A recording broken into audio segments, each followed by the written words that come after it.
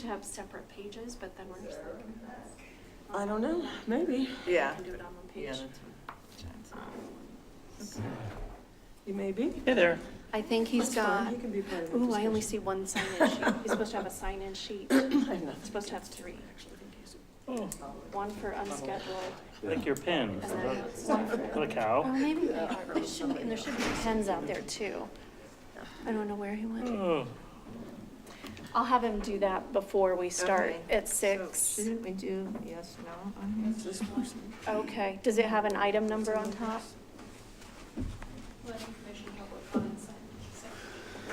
Okay. So that would be general. We need the individual items too. Yeah, this one says it's. I think we're sharing a seat today. Okay. Oh, is there in here? We don't know, I think so. Hey, John. His sign is up. So if you remember, we have sign-ins for each item. You will. Each item needs its sign-in and put at the top what it is. So that one would just be generic. Okay. Yeah. So I need 2 more, one for the bond grant, one for IH. Thank you. Would you like to take over this seat now? Yeah, we could, I or guess. Brian's not here. I'll just slide it over here. And secretary-elect. Brian, I think Brian said he was not going to be here. Oh, yeah? Yeah, so Kenny, why don't you think sit that in is that correct. chair? Here we go. And- Why don't you take a seat just down Right. one of these here now? There you Have go. a name tag, or not name tag, but the, okay. No favor yet. I don't, do we have one for Carolyn even? All right. Okay. Should we get Brian. Get the show on the road. Is the staff ready or the? I think they're still kind of dealing with computer stuff. We may need these if he forgets to bring pens. Maybe she's in the little room.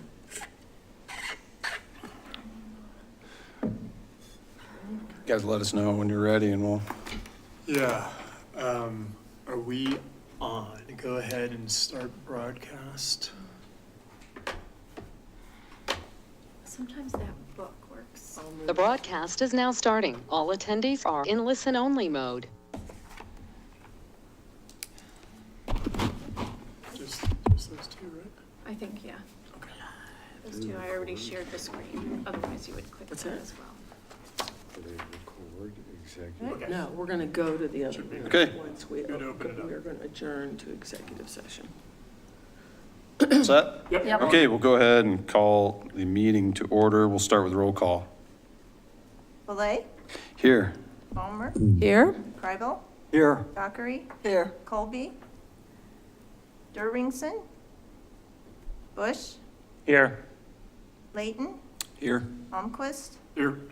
Van Nimwegen, He'll be here later in a Okay. bit. Poisson here, Dunleavy, Here. Armstrong, He's here He's here, too. he'll be here. Hodges, Here. Williams.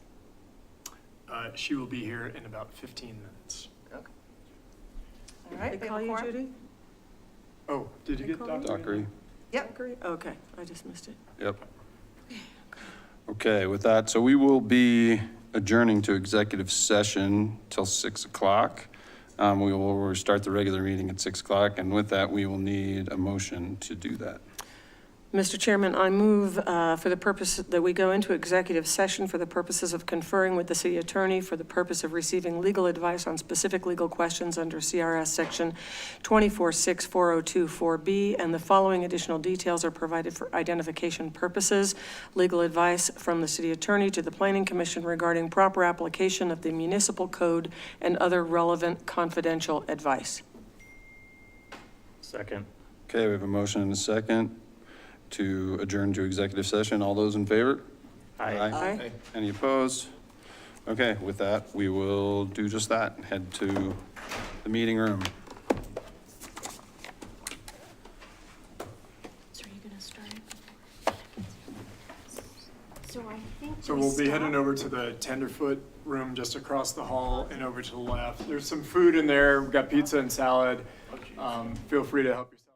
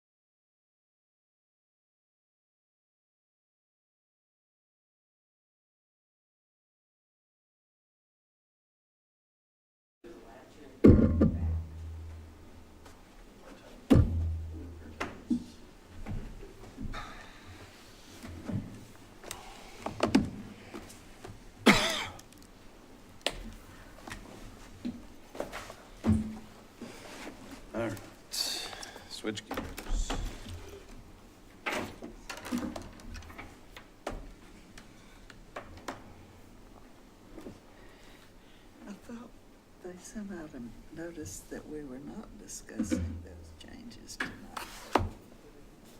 The inclusionary housing. Yeah, It's on the agenda for tonight.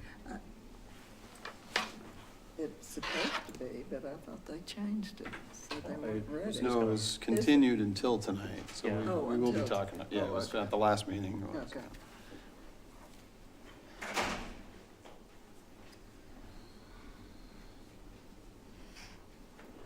It was sort of confusing because there's two There sets were of two- minutes. Yeah, two sets. Yeah. We have to vote on them separately, right? The minutes? I think so. Yeah, that's what we usually have to do, is do them separate.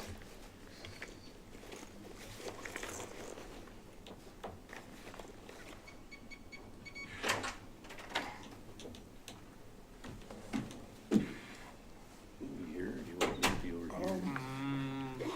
You guys would be together in your. Yeah, Let's actually, voting tonight. that's fine. I will, At what point do we vote? Because we've got. let me go down below, so it's Uh-huh. just gonna be the I think one. We all vote tonight. I'll just switch with you Aaron's after not here yours. and Michelle. Okay, Right. And we, so that would leave, So seven's normal. right. Yeah. And if there's 8, usually the chairman, Greg, will decide, and in the past, they've kind of switched, that's happened. They've kind of gone Seems like a every fire other. code issue. Yeah, or you, I mean. at least 88. Right. Yeah. Okay,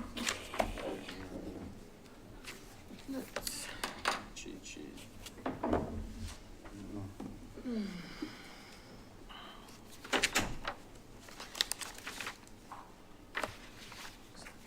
Before we open things back up, let me check with Nina to see if we have to summarize like the council.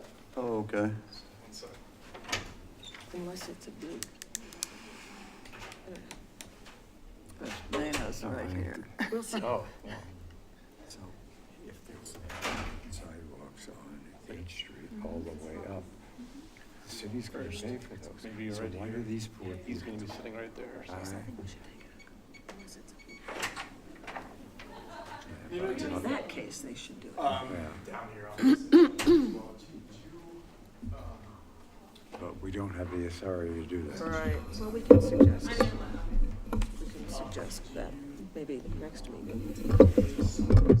Code, the code amendment to Oh, yeah. think about it for a while and decide what's really right. But direct staff to work on it.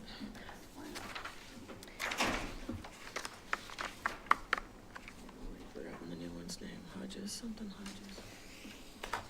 Yeah, Again, I gotta write it down or I'll never remember. okay, maybe you could point to me? Go live again.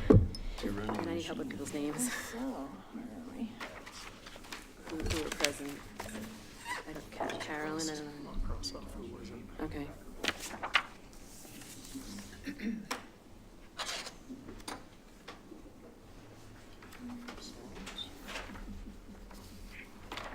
Interesting that we have a policy.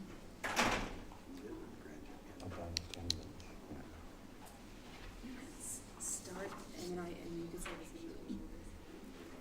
Yeah, sure. Or you could summarize, but I'll go for it, yeah. you could just say this part, and then I could do this. Okay. Or you could say the people who are here, just your people, and then I could add this, and then I could do this. So you just say this for a sentence. Just I'm gonna say this part and hand it off. Okay. We're not doing it. Yeah, that's a good decision. I don't want to step on your toes. Do I take the closing when we close the meeting, so the 5:56? You say the time is now? Yeah. Or? Or the time is now. What is now? Time is now. All right, are we ready? Yeah. We are? What's up? Oh, you're there, okay. I was like, look, where's Bill? Where's Bill? Okay, we have gone in and come out of executive session. Statement to be made by the presiding officer upon returning to the open meeting. The time is now, and the executive session has been concluded. The participants in the executive session were planning commissioners Greg Fillet, Giff Kreibel, Dan Bush, Francie Bomer, Judith Dockery, and Kenny Layton. Did I miss, am I right? I think you got it all. I will now hand it to Yes, the other members that were Members present, with- other staff was City Administrator Christy Dune, Community Development Director Bill Almquist, Glenn Van Nimwegen, Planner Catherine Dunleavy, John Armstrong, City Attorney Nina Williams, Planner Carolyn Poissant. And the presiding officer has asked me to briefly summarize. So the legal advice is given from the city attorney to planning commission members regarding proper application of the municipal code, other relevant confidential advice, and I think I'll leave it at that. And if anybody thinks that we went outside the purview of that stated purpose, let us know now in the public. Otherwise, you can move forward with the business of your other meeting. Okay. All right, so we will move forward. We have 2 sets of minutes to approve, so we will begin with the approval of the May 28th, 2024 draft minutes. Mr. Chairman, I move to approve the draft minutes from May 28th, 2024. Second. We have a motion and a second to approve the May 28, 2024 minutes. All those in favor? Aye. Any opposed? The second set to approve is from June 11th, 2024. Mr. Chairman, I move to approve the draft minutes from June 11th, 2024. Second. Second. We have a motion and a second, to approve the June 11th, 2024 draft minutes. All those in favor? Aye. Aye. Any opposed? Okay. We will move on to unscheduled citizens. Is there anybody here tonight to speak to something that is not on the agenda? Okay. Anybody signed up for anything? Anybody online to speak to something not on the agenda? Okay. Any amendments to this agenda? No. Okay.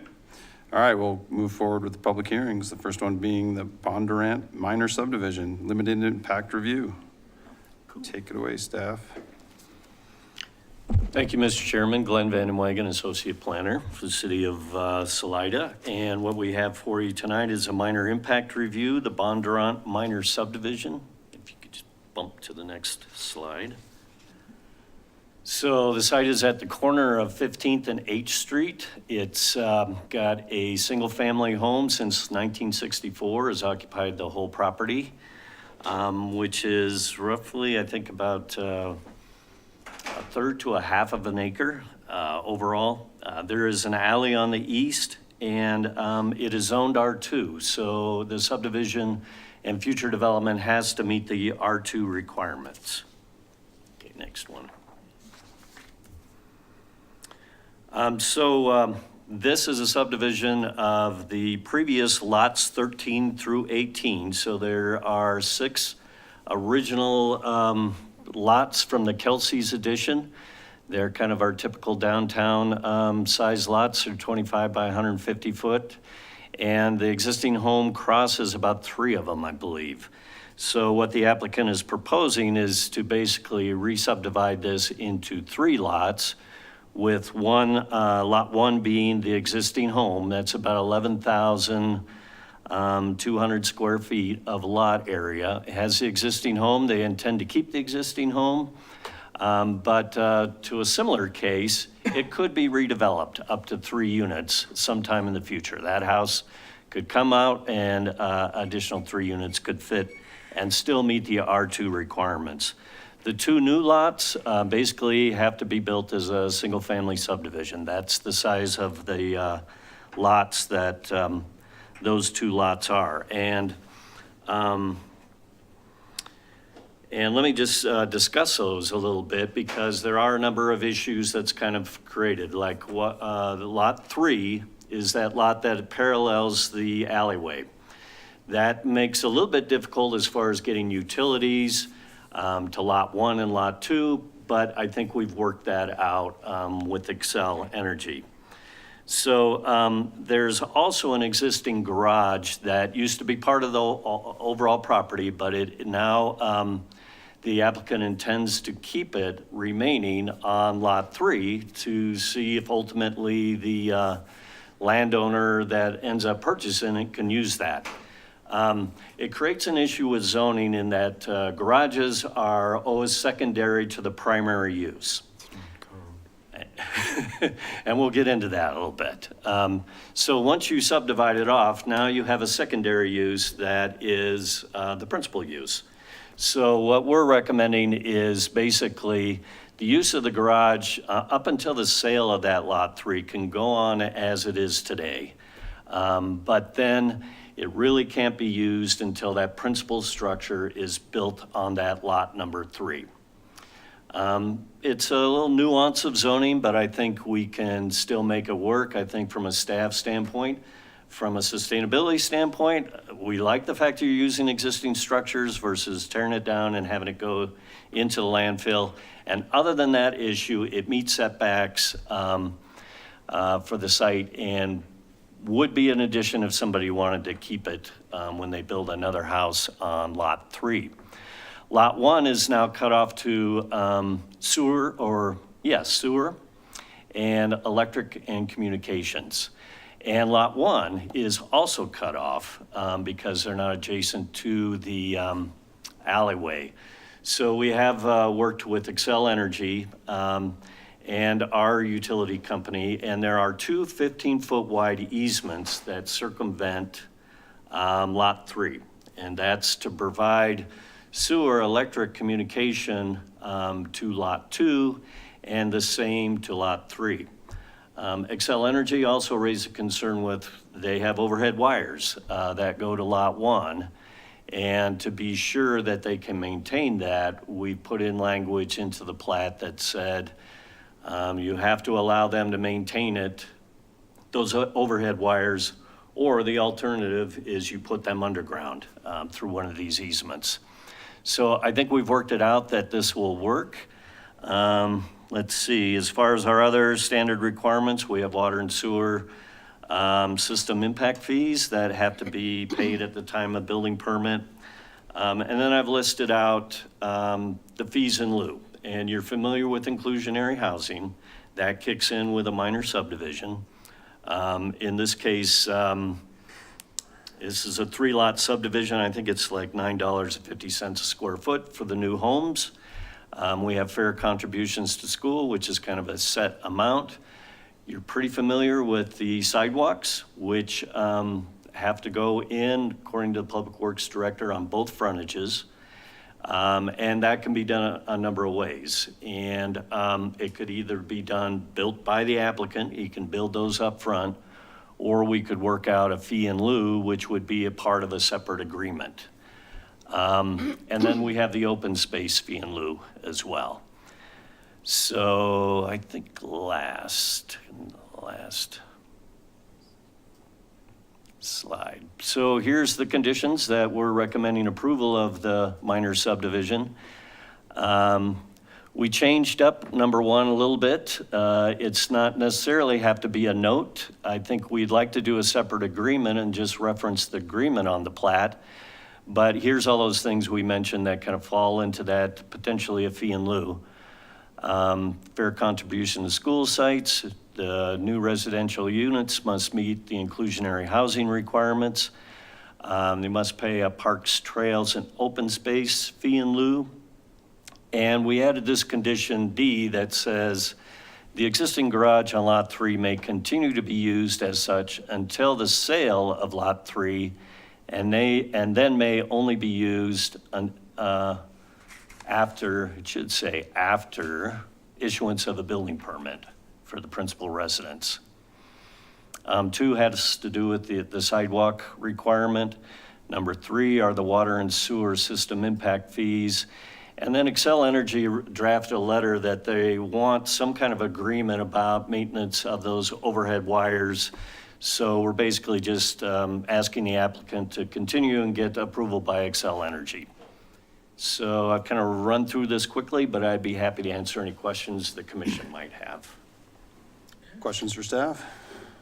What would be the new setbacks, particularly on Lot 3? Like what would be the side setbacks and the front and rear setbacks?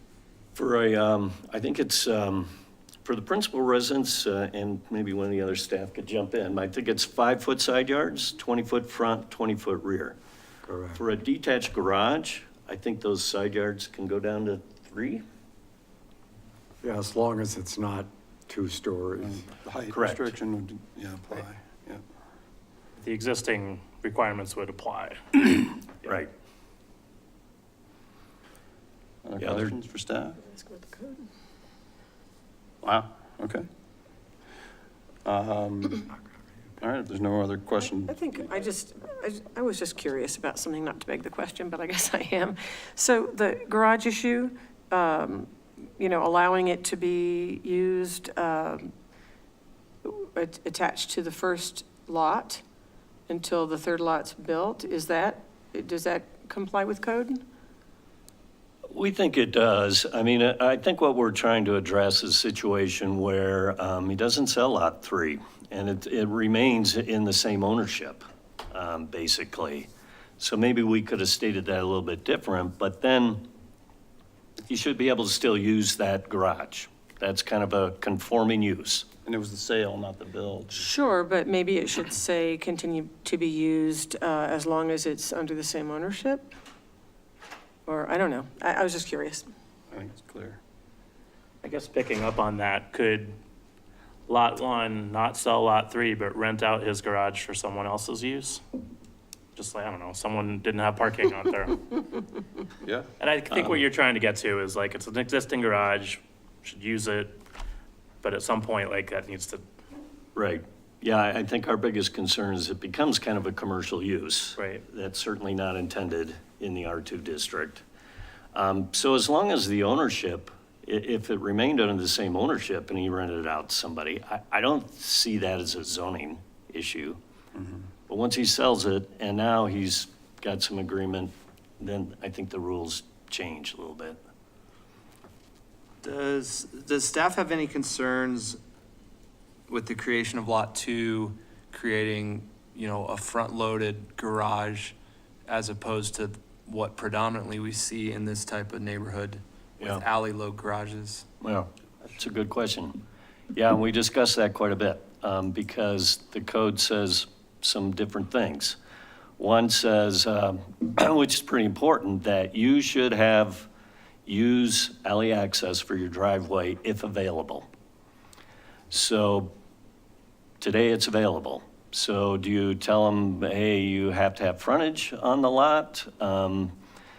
But by approving this subdivision, it's not available. So there's other ways we could put an easement, another easement across lot 3.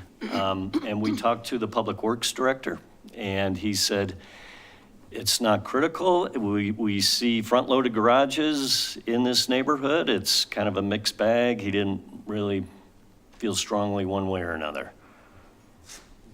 And I also kind of perused the various lots, and there's a number of cases where there's a lot adjacent to the alleyway that cuts off vehicle access to the lot north of it or whatever it is. So it's not unusual, but yeah. I have another question. I think Judy might have had something. Judy, did you have something to say? No. I have another question, just on that lot 3. I'm just curious, there's those big easements that run across to get the utilities into the other lots, and they're 15 feet. So, but you can't build anything on those easements, correct? Correct. So what's the remaining building envelope in the front of that lot with all the setbacks and everything? Is it practical to be able to build something there? I think where they're located, in the middle and at the very end of the lot, I think you could still get a good sized principal structure in there and keep the garage where it's at, and I think it would work. And still meet the setbacks, the front Yes. setback and all that? Okay, just curious. Just one quick thing. So there's no gas easement? Atmos said they're not concerned. So I'm not sure if there is existing gas there. I think they may be taken care of for lot 1. The others are all electric. Yeah. But they didn't have any concerns. They reviewed the subdivision. They said it works for us. Okay. Okay. Well, there's no further questions for staff at this time. We can move on to the applicant. Their presentation, are they here? Gene, Come on do up. you have anything? Okay. Would you be willing to answer any questions if we had them for you? Okay. Does anybody have any questions for the applicant? We may come up with something later, but Oh, he's coming. I guess I would just ask, and I'm sure you've worked it out, my curiosities were in the utilities as far as like where water and sewer were and how you're gonna work water to 3 and sewer to 1 and. Well, there's the easement in the back. So that Sewer includes to that, yeah. For the one, I can't see which one, lot 1, I guess it is. And then down the front is the easement for the water going to the one by the alley. 3, yeah, Lot 3. yeah, yeah. Okay, I had just seen the power easement, but I just hadn't seen that. I'm sure you had it worked out. I just wanted Yeah. to make sure. And then I guess the other one was on power, is the meter for the house on the house and not on the garage? Yes. Okay. You said, but there's power to Yeah, the there's- garage. Is there power to the? There's power to the garage. Yeah. And it comes out of the house, but if I sell the lot, I was just gonna discontinue the, Yeah, and then they would be, so somebody else purchased that lot, they would be responsible for powering up the Yes. garage. Yeah, yeah. All right. And anybody else have a question? I don't. All right, thank you. all right.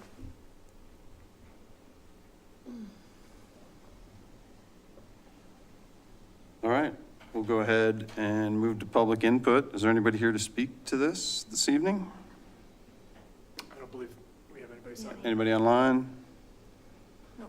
Okay, go ahead and close that and move on to discussion.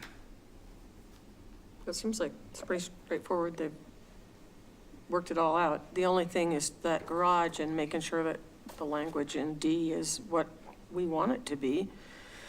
Continued to be used as such, continued to be used by this owner until the sale, only to be used after issuance, which is what Glenn wanted to.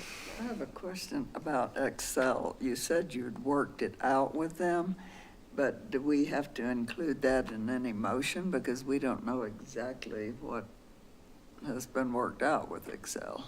Yeah, maybe I overspoke a little bit. We used the easements that have been accepted to them in the past, but in their letter, they do say there's a specific agreement that has to be signed Okay. between the owner and Excel. So that's what needs to be finalized. Okay. And I think there's a number 4, applicant will continue to work with Excel to receive approval of the utility access and maintenance as outlined. Right. So this is part of the motion. Okay? We ready? Sure.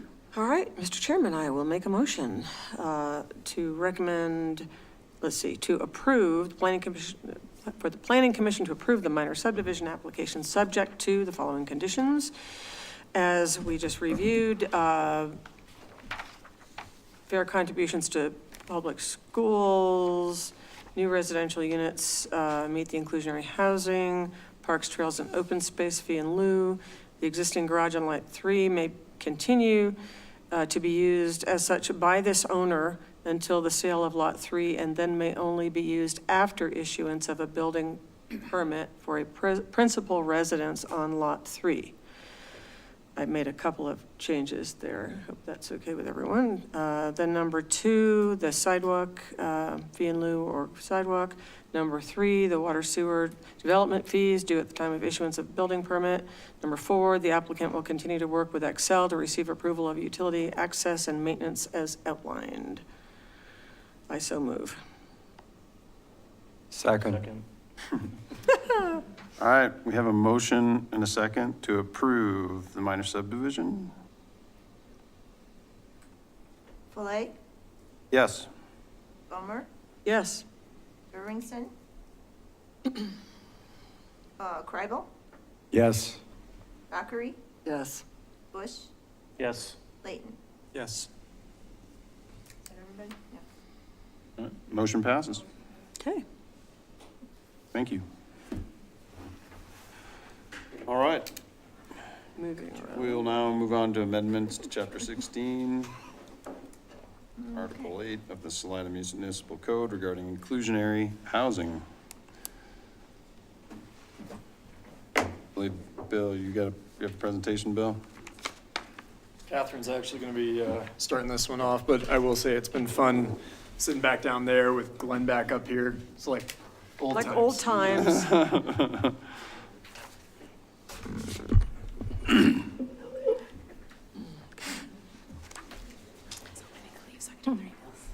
All right, so before you tonight are some proposed amendments to Chapter 16, Article 13 of the Salida Municipal Code regarding inclusionary housing.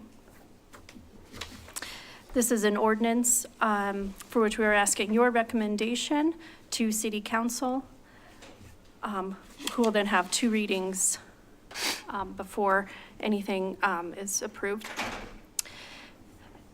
So to begin, for some of you that are newer and just a refresher, as to our inclusionary housing policy, it was first adopted in 2018.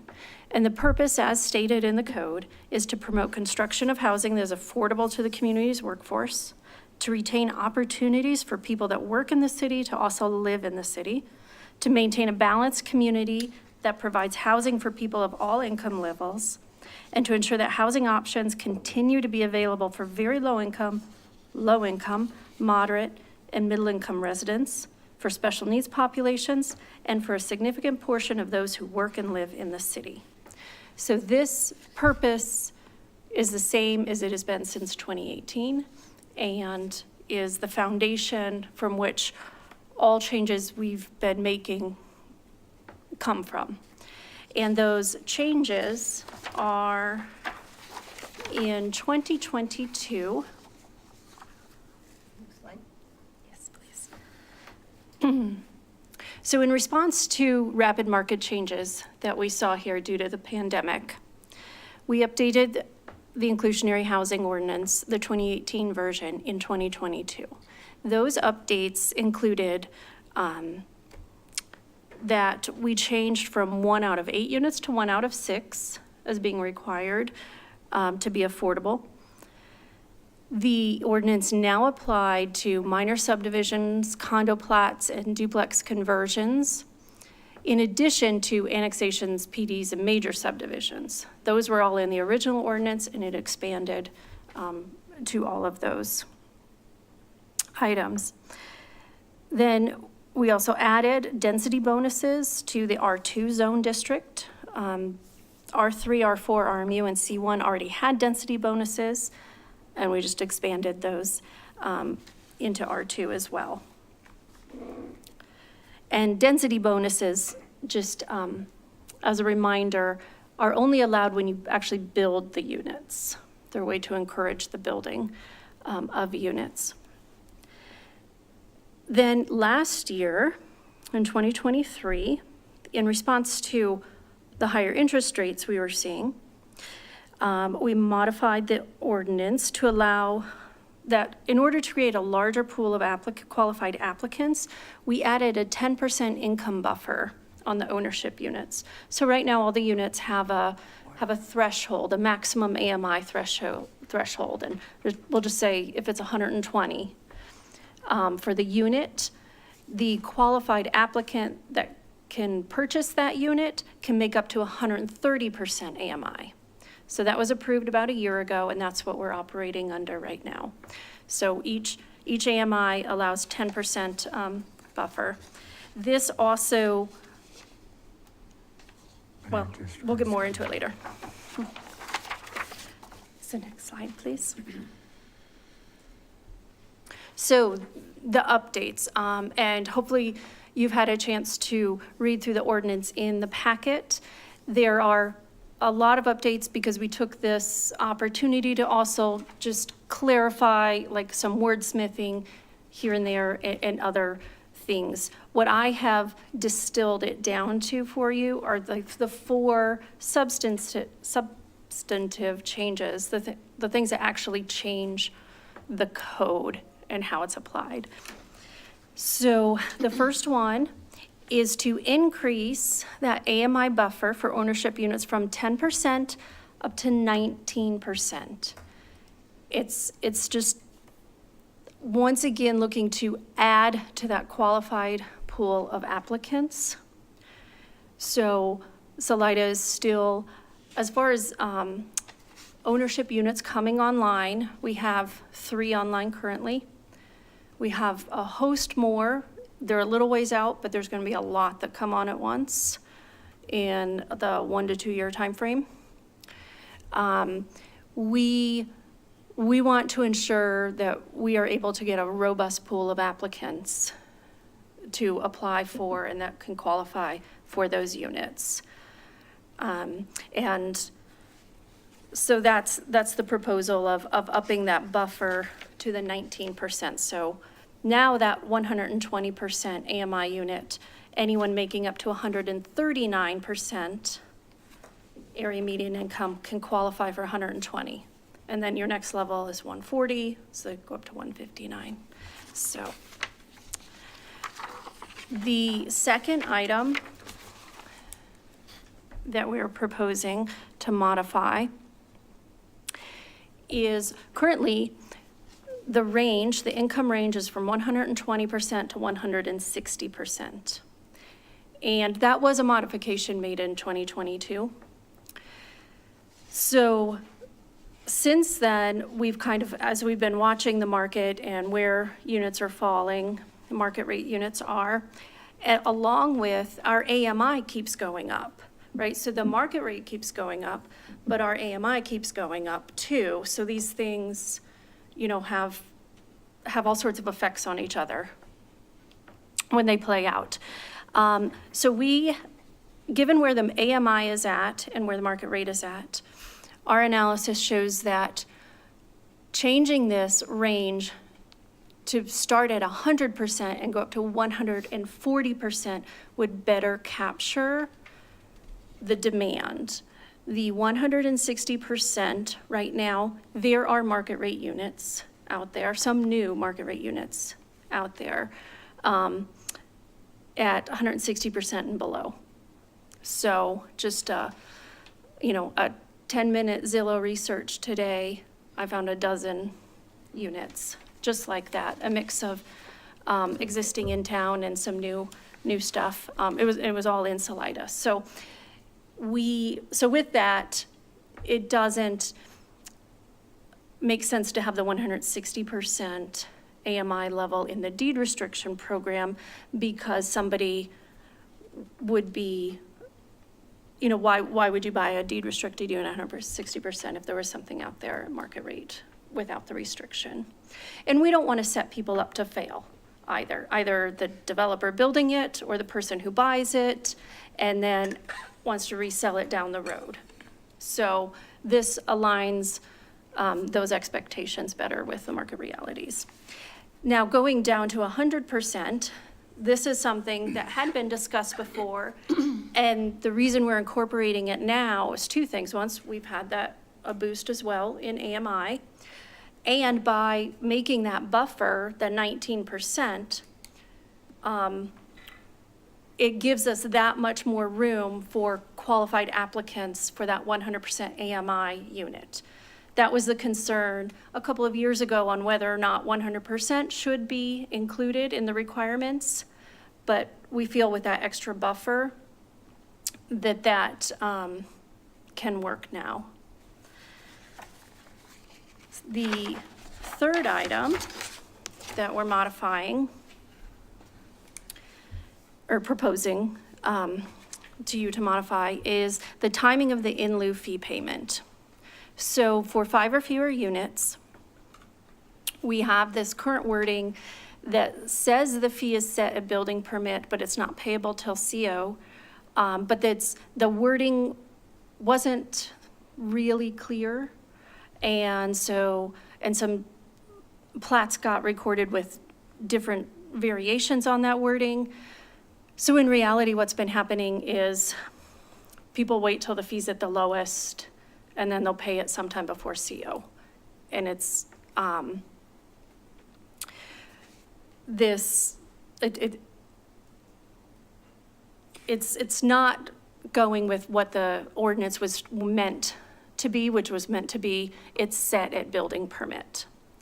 So what we're proposing is to do something that we feel would be a little more clear, because people already pay their system development fees, which are like $14,000 a unit. They pay those 50% at building permit and 50% at CO.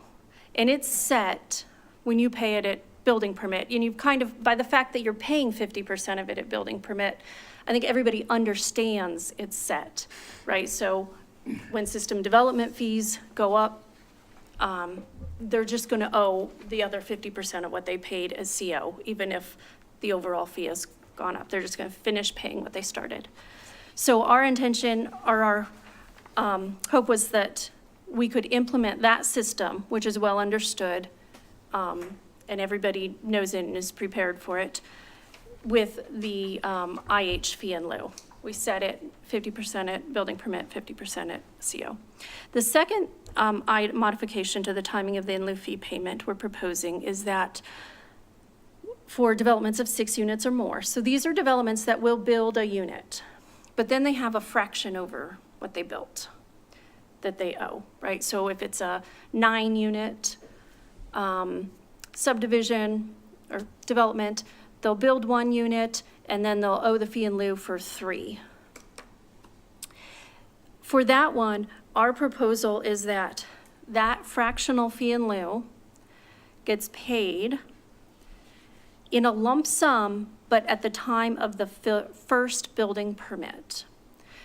And the reason for this is you'll see that any number of subdivisions, Starbucks, Cottonwood, Crestone Mesa, but I mean, really if we look at the older ones, if we look at Starbuck and Cottonwood, they're decades, 20, 30 years in, and they still have 4 or 5 lots that haven't been built on.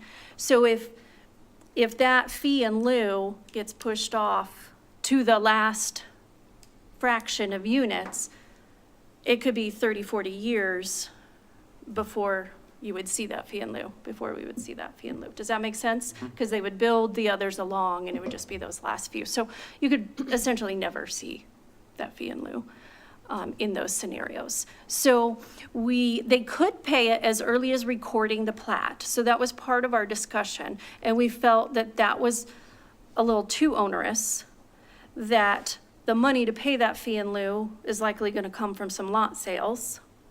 So there's other options in there of a lot sale restriction, so it gets paid with the first lot sales, or as we've phrased it here, it gets paid just prior to the first building permit. So anywhere from the recordation up until that building permit. Then lastly, we're proposing to reduce the maximum monthly rent per household AMI when renting an ownership unit. So what this means is, so somebody buys a deed restricted property and they have, in the deed restriction, there are criteria that allow them to rent that unit. Like they might have to move out of town to take care of an ailing parent or something for a year. There's boundaries and parameters on it in the deed restriction. But when they do that, the point is that they just can't rent the unit for whatever the maximum price they could possibly conceive of. It's a deed restricted unit, so it essentially turns into a deed restricted rental for them. They get the money, but we want to set that at 80%. It's right now set at 100% AMI for the rental. We want to set it at 80.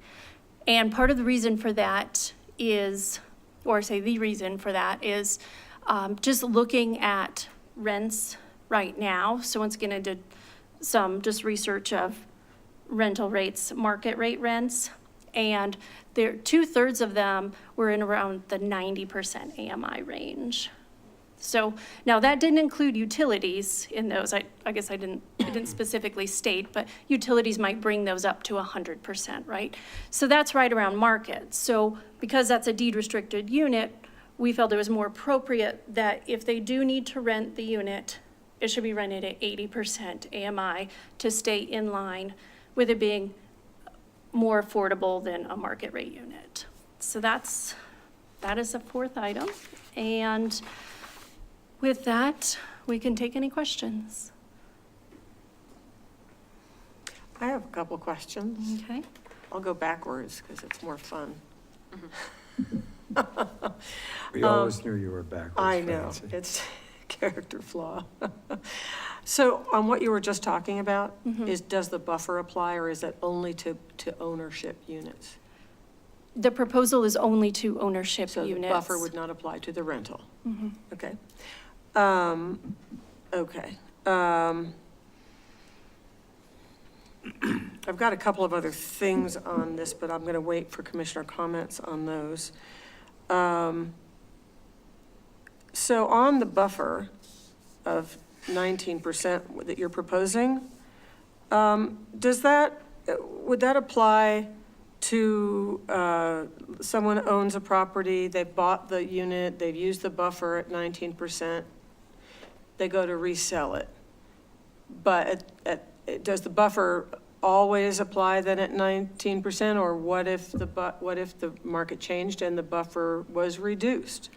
So the way the deed restriction is worded, it references the code for the buffer. So it would be whatever buffer is in the code. At When that they went time to- or retroactive? Yeah, we made sure, your city attorney made sure that was written, that, because deed restrictions are for perpetuity. So I always try to anticipate when drafting them that they take into consideration what the code is at that time. So we refer So- to the code that's in effect at the time that you're looking at that deed restriction, you're enforcing it. So that would probably be for the resale. So it would be the code at the time of resale, not the code at the time that the original buyer Correct. bought it? Correct.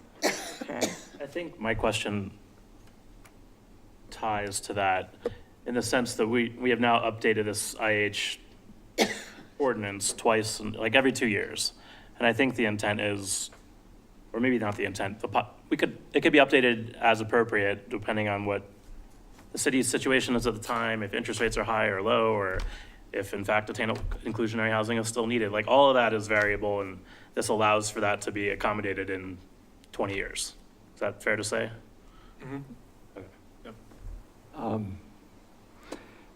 You stated that we need to have these increased buffers to get a pool of applicants. You also stated that we want to get rid of 160 because they're market rate houses at or below 160%.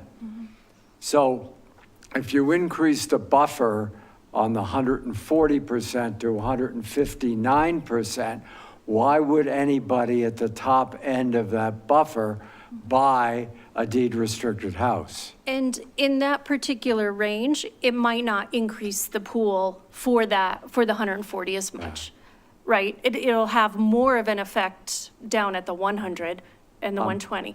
But they're still allowed to, you're right, but the people at the very top, and it could be they could have other things in their credit or their situation that it's very difficult for them to qualify for a market rate at their same AMI level, right? Okay. Like, so sometimes just, it doesn't line up, given their history and their savings and whatnot. Suppose that you have more qualified applicants between 100 and 119% than there are houses. I would like to see something in here that says the least qualified, but still qualified, the lowest income person get that house. So the Housing Authority is our administrative arm for inclusionary housing units, and they are actually in the process of updating their community guidelines around both the rental units and for sale units. So they have currently, they have some prioritization schedule. I don't believe that it talks specifically to income, to the stratification. It talks about other things at this moment regarding, are they an essential worker? Do they have children? All sorts of different factors that they are considering in this particular It would seem to me agenda. that income should be part of it. I mean, I would hate to see someone making 100% fail to get a house when somebody making 119% does get a house. I mean, I feel like there's probably hypothetical 6 ways from Sunday, but at some point we're allowing with the Chafee Housing Authority, is that, to, assuming they have some expertise and logical rationale. Like, I don't know if it's appropriate for us to dictate that from here. I hear what you're saying, Gif, but it sounds like if we want to take that up, we take it to the housing authority and work with their board or staff, or how does that actually work? Does the city just delegate this wholesale to them to administer the inclusionary housing? We have city representatives, actually Christy Doon is one of them that's on the board, and along with the mayor currently. They bring the concerns of council and potentially planning commission to the board for inclusion in their guidelines and other discussions. So it's certainly something that We can be have brought up. input, but we're not the sole. Correct, Yeah, right, because it's a administers the deed multi-jurisdictional restriction, housing kinda authority, gets so to it's do that. Buena Vista, Chaffey County, Salida. And one other thing from the Housing Authority, because I did also have this discussion with their staff today about this exact issue. And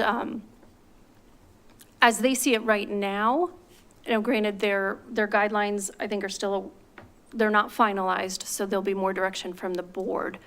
But for the Salida deed restricted for sale units, it is a matter of basically a timestamp on the application. So it's when the person gets in and if they're, in what category they're in. So that there wouldn't be a ranking of between the 100 to 119. It would be who had their application in first.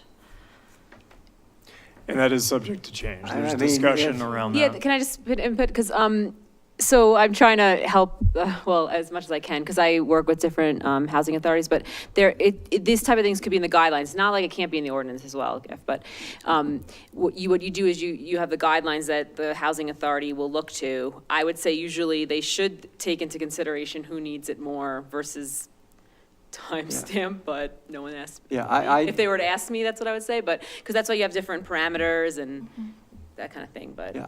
I don't know. I Or there's think different that- pools, like you're in this section, you're kind of this priority or this priority. We kind of talk about that in our. Yeah, I think the timestamp is frankly a bad idea. I think there ought to be a No. date when you have to, I mean, when people go for grants or have, or you put out an RFQ, you don't give preference to the first person that responds to the RFQ. Everybody that meets the date for the RFQ is considered and the best person gets it. And But do we really want to be? That's just not, that's not Picking between right. people? If you're at 119 Yeah. versus 100, you still need that house. Right, If you got all your paperwork in, you got all your stuff done, you qualified, it takes a while to do that. And if you get in line, you get all that stuff, and then somebody comes in at 100 and swipes it from you? But No way. again, why not say, if you want this house, you need to have your application in by date X. And then everybody that gets the application in, because that's how almost any other kind of transaction works. What's so unique about this? So I'm sorry, can we actually go back? You said it was an order received, but there's also a matrix of criteria? Now I'm confused. Yeah, I think we're getting a little bit off topic. I mean, that kind of was the applicant. So I think, Do we have people to here to talk to this? I Yeah. guess if we're gonna kind of get into commissioner discussion, right. Yeah. we need to So kind I of. do have a question for staff, or maybe for Greg, because he's the builder, and I'm not. What is the typical time from someone coming in with a project to the, like, for example, the 5 or fewer units, fee in lieu is set at the time of a complete building permit application is received. So what is the typical time from getting their approval, say from us, to their getting their building permit application in? Is there a general, you know, a week, a year? You mean as far as like a subdivision or? Right, well, just for example, the 5 or fewer units, you know, how long does that period, how long does that take? And the nature of my question, we'll talk about it in commissioner comments, is if it takes more than 6 months and we intend to revise our inclusionary housing fees every 6 months, then we want to maybe later in commissioner comments talk about that. So that was my question to you or to staff, is how long, what is the typical period from approval to building application? So for like minor subdivision? Yeah, so just for, as an example, minor It's subdivision. really all dependent on if there's any public improvements that need to be done, because some of the minors don't require any public Ready to go, improvements. yeah. So you Right. could have a building permit application Right. within the month. And then if there's public improvements in the extent, and that is just, you can't predict And the public that. improvements are dictated by the city, right? The public improvements, that would be like public works and utilities and things like that? Yeah, which is often included in the conditions that you all. Okay, all right, that answers my Decide question. We'll upon. talk about that later. And the other issue, the other big factor or variable there is who's building it. So if Right. it's the developer that's coming in to subdivide it is also building it, obviously we tend to see those building permits in quicker, assuming that they get the financing or have the financing lined up. If it has to go to, you know, sale of each of the lots, and then those folks need to come up with the financing to build the units, and it tends to take a little bit longer. And just to follow up, the recording of the plat happens right away after their approval, is that correct?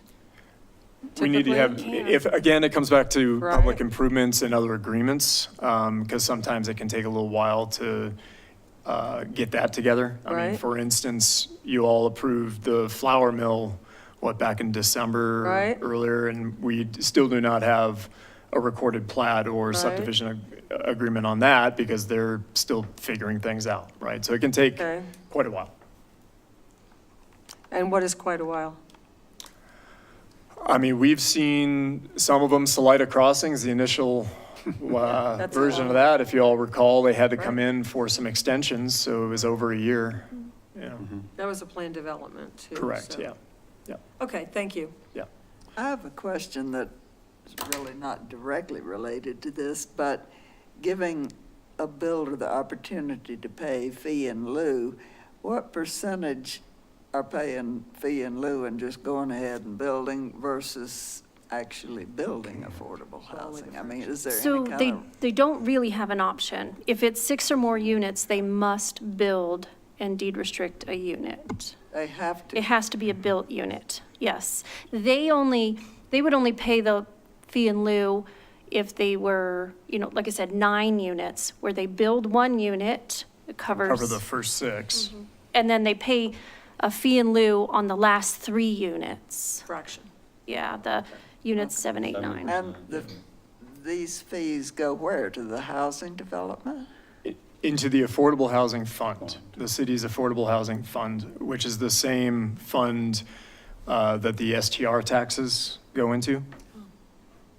So it's- So does the city use it to build anything, or do they give it to the Well- housing authority to build some, or it just sits there? So we only started or had any sort of substantial amount in that fund at the end of this past year. And that was because that was the first year that the short-term rental taxes kicked in. And so the vast, vast majority of all the monies in the Affordable Housing Fund are coming from the STR taxes. We did not have a lot in the fund due to the fees in lieu, because prior to the requirement for them to build the units, the fee in lieu was $7 and change for major subdivisions per square foot and $3 and change for minor subdivisions per square foot.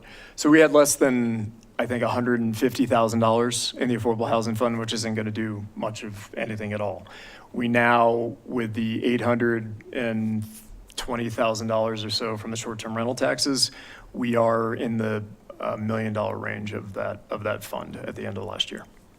So it is currently sitting there, but there are projects that are, once earmarked is a strong word, but have been targeted by council for use of those funds.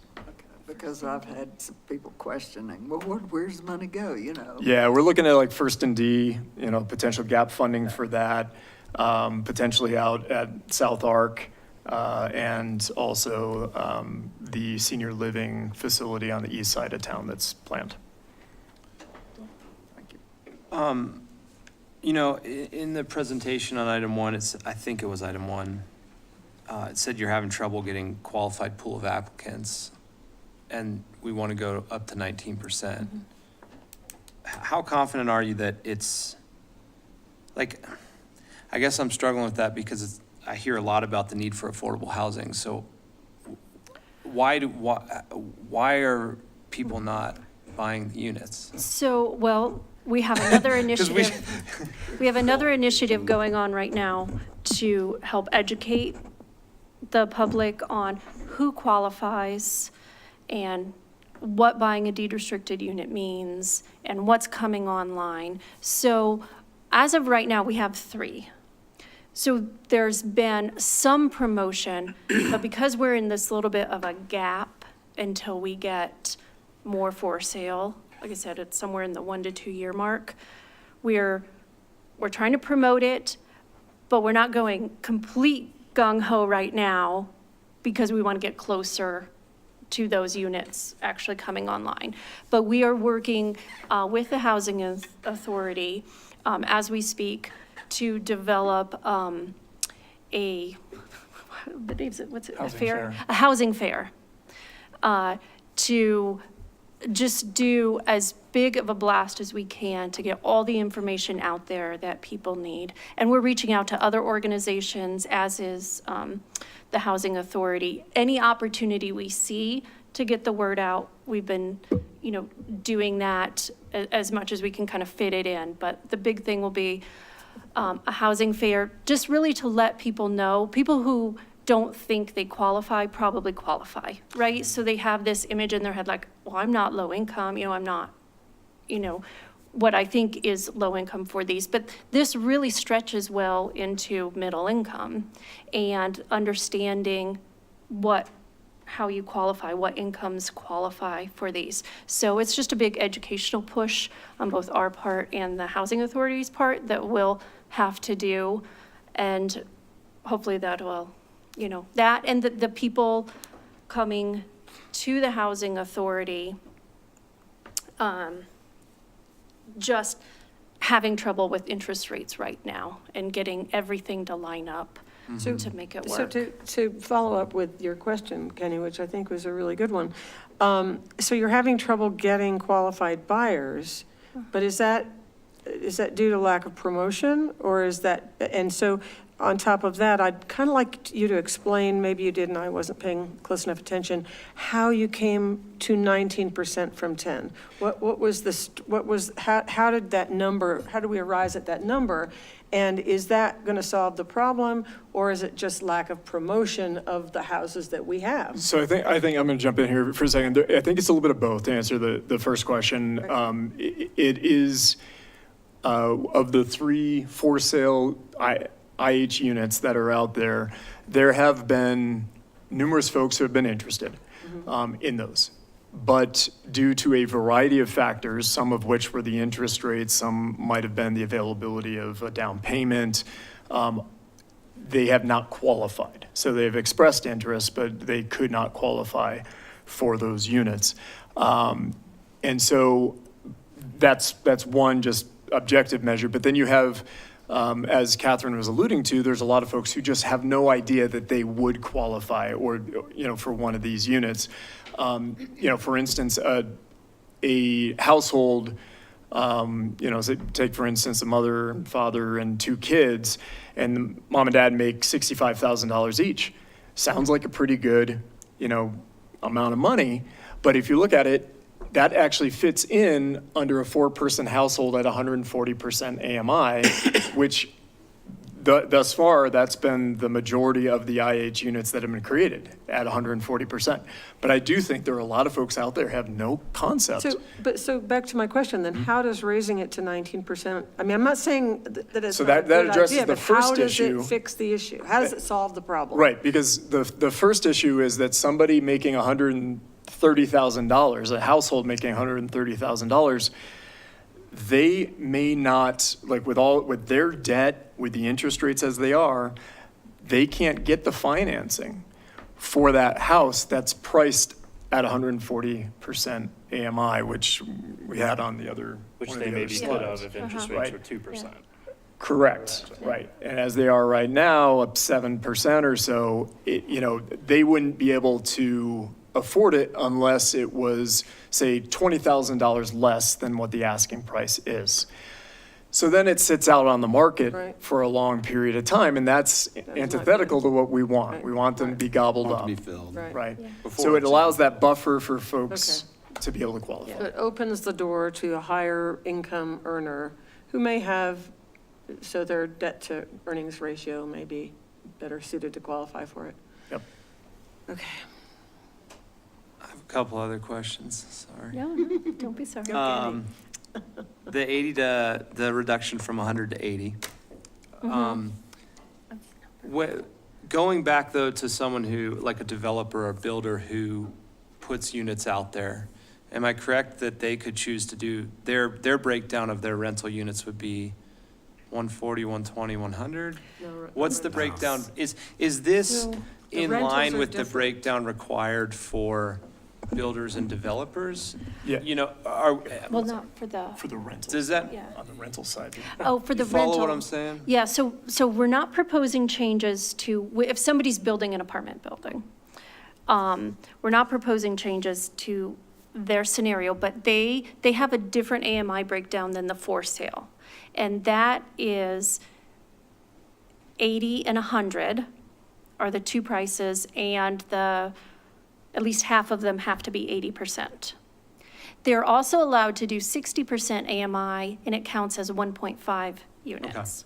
And your number 4 is basically just for so someone's already purchased a deed restricted unit, they have to go somewhere else to work, and they want to rent their unit to someone to get their rental money, and that's just taking it to 80% AMI from 100. And I just wanted to know if you think that is with or is that plus utilities? Because I think that needs to be That pretty is clear. included, yes. Including It includes utilities? utilities. All the rent always includes utilities in these.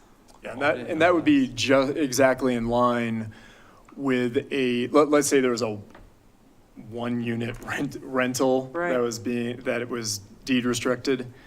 That first one would have to be at 80%, because the rule is that minimum of 50% of all of them are 80% or less.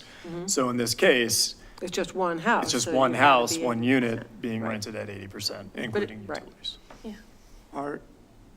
I've heard in the community, is there a limit on commissions that can be paid in the Yes. sale? Yes, And that's can part that of- be addressed in what we're It's talking in about the deed today? restriction, it's It's in the deed 2%. We restriction. increased it to address the housing authority's concerns, and 2% is pretty standard in this. So it's in the deed restriction that it can't be more than 2%. So it's That's to keep things 2% affordable. total, complete, like, Correct, because it's an affordable unit. Okay. Yeah, and that's standard in the state. okay. It was 1.75, so we increased it to 2. Increased it to 2. And those kind of things you want in the deed restriction, and your code says the deed restriction is only in a form approved by the city attorney. So I'm making, my job is to make sure that the policy goals from you and from council are implemented in this, 24-page document that's recorded onto the property. Why wouldn't we keep that at more of a standard amount? Because to make it affordable, these are affordable, right? Someone has to pay for it. Yeah, but like, I guess I look at it We as- confirmed that with council, and that was our policy direction, to not go more than 2%, because otherwise more money is going to a realtor versus the person who put their equity into, it doesn't go to the right person, it goes to a realtor making more money, but I could tell you, we went over that with the work session of council, and council agreed to go up to 2%, but beyond the 2%, that's not standard in any of these deed restrictions. But, I just think when we're talking about hurdles to selling these units, and we're gonna have a lot of them, you know, it would, my perspective would be that we would, maybe this is more comments time. There's more comments. Yeah, I'll save it for I that. think we're kind of getting in the weeds. Yeah, Okay. Are we allowed to talk about other parts of this code that you have chosen not to change? Within the bounds of this section, Article 13. Inclusionary housing. Yeah, right. That's what I'm referring to. For sure. Um, You know, one question I have, you know, the units that are built are supposed to look like the rest of the development. Right.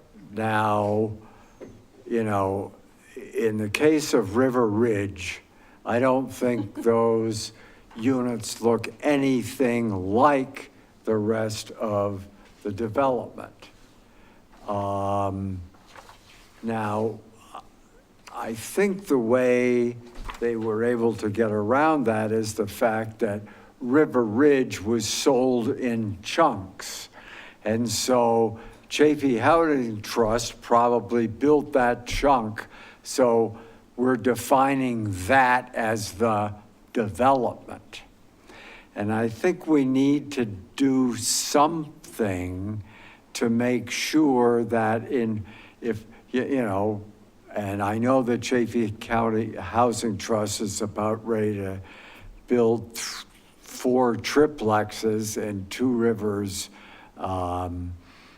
Southside. Yeah, and again, I think those are probably, if they are viewed as, you know, a separate development because they've been purchased by Chafee Housing Trust. And in fact, I think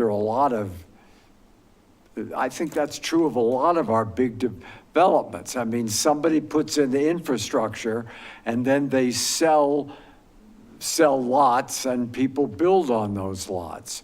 So how do we make sure that the units that we put into these developments are consistent with the rest of the development? If that is a loaded question right there, I will tell you that. So this is. Sorry. No, it's a very good question, and it has been quite the challenge for staff for a number of factors. Number one, not all the projects out there are developed by the same developer. Right. A lot of them are just subdivided and then sold off individual lots, and of course, those units are going to look vastly different. When inclusionary housing went in, we primarily were seeing a majority of single-family homes. So I think the idea there was to try to capture that the single-family homes were largely like all the rest of the homes in size and aesthetic appeal, whatever it may be. Since then, we've started seeing a lot of different types of building, the duplexes, the triplexes, and even multifamily, which we didn't see any development of between probably the early 2000s and 2020. So I agree, there is something here that probably needs to be addressed. At the same time, we do need to take into account that these developments have a variety of different type of housing types being put into them, and arguably we've gotten a lot more inclusionary housing units, primarily rentals, but some ownership through Chafee Housing Trust in units that were much more dense than the rest of the development. So I think it is certainly something I think that But want to again, address. denseness isn't the issue. It's, the code says look like. And you can look like and still be denser, I think. Well, as long as there is a typical architecture for the rest of the development, I suppose. But I think Gift's point is, are these lots where these are being developed considered their own subdivision?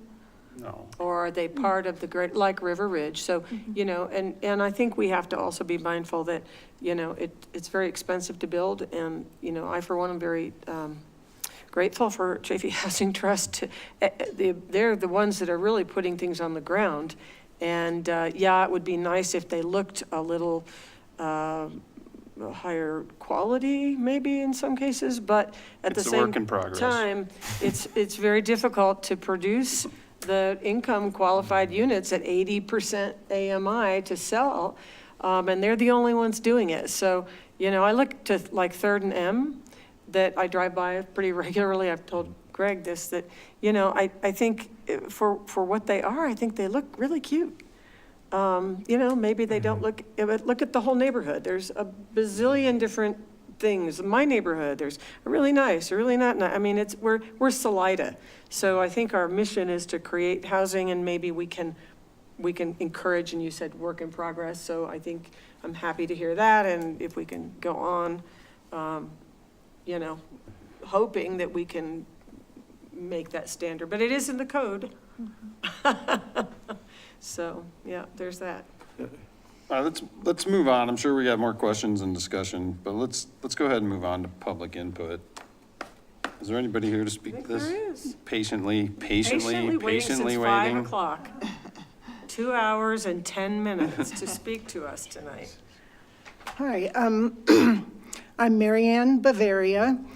I was on the Planning Commission for 10 years, and it's really hard to put anything about taste in the code. Right. It's been a forever argument. Anyway, what I want to talk about is the inclusionary housing fee and whether it should apply to small subdivisions, specifically duplex conversions. In my case, I'm building a duplex in Crestone Mesa. And if I built a single-family home there would be no fee at all. But because I'm doing a duplex conversion, it triggers, at first it was going to be a $50,000 fee, which was outrageous, but because a lot of people complained, it's now been reduced to $22,000, which is still too high, I believe. In effect, I'm being punished for building at a higher density, the duplex, than doing a single-family home, and then higher density is what the city usually prefers. So to me, that just doesn't make sense at all. I also think that the inclusionary housing fee is possibly illegal because of a recent California case which went to the Supreme Court. The Supreme Court struck down a $23,000 traffic impact fee, which El Dorado County was charging a man who was just putting one prefab on his lot. The Supreme Court ruled that a fee must be proportionate to the harm being done by the development. In my case, building a duplex on a lot in Crestone Mesa is causing no harm. It's not increasing the need for low-income housing. And I just don't think it's fair. I have an article, some of you may have seen, it's titled Impact Fee Programs like the one in Pitkin County are unconstitutional, attorney says. And this is an attorney that worked on that Supreme Court case on the traffic fee of $23,000 in California. I just want to read a couple things from the article. An attorney who worked on a recent U.S. Supreme Court case striking down a local government's use of substantial impact fees in California says that similar fees in Pitkin County Colorado are also unconstitutional. And he says that this sort of fee program, which seeks to force individual homeowners to pay to address quintessential public problems such as affordable housing, this fee program is precisely what the doctrine of unconstitutional condition forbids, and that doctrine is mentioned in the Supreme Court case. You can read more about it. He goes on to say, thankfully, the U.S. Supreme Court's decision protects property owners from permit extortion by holding such fees subject to review under the doctrine's heightened standard of review. So I have copies of this article if anyone's interested in seeing that, and that's really all I have to say. Thank you. I'd like to see it. Director. Yeah.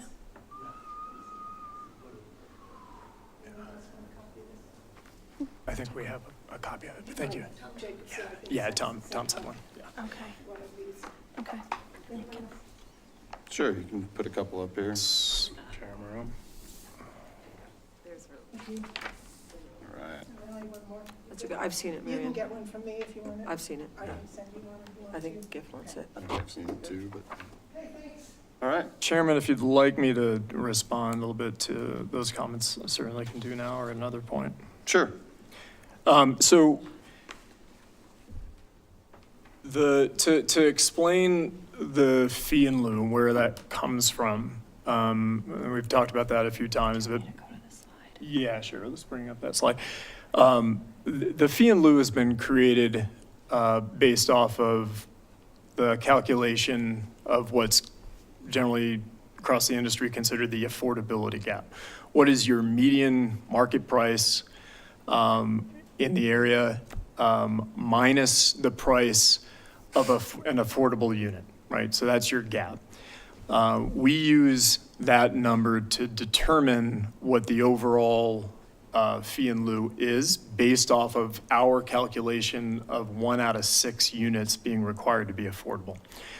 So we take, in this case, $135,000 affordability gap, which is approximately what we have today because the was about $650,000 is your typical market rate home.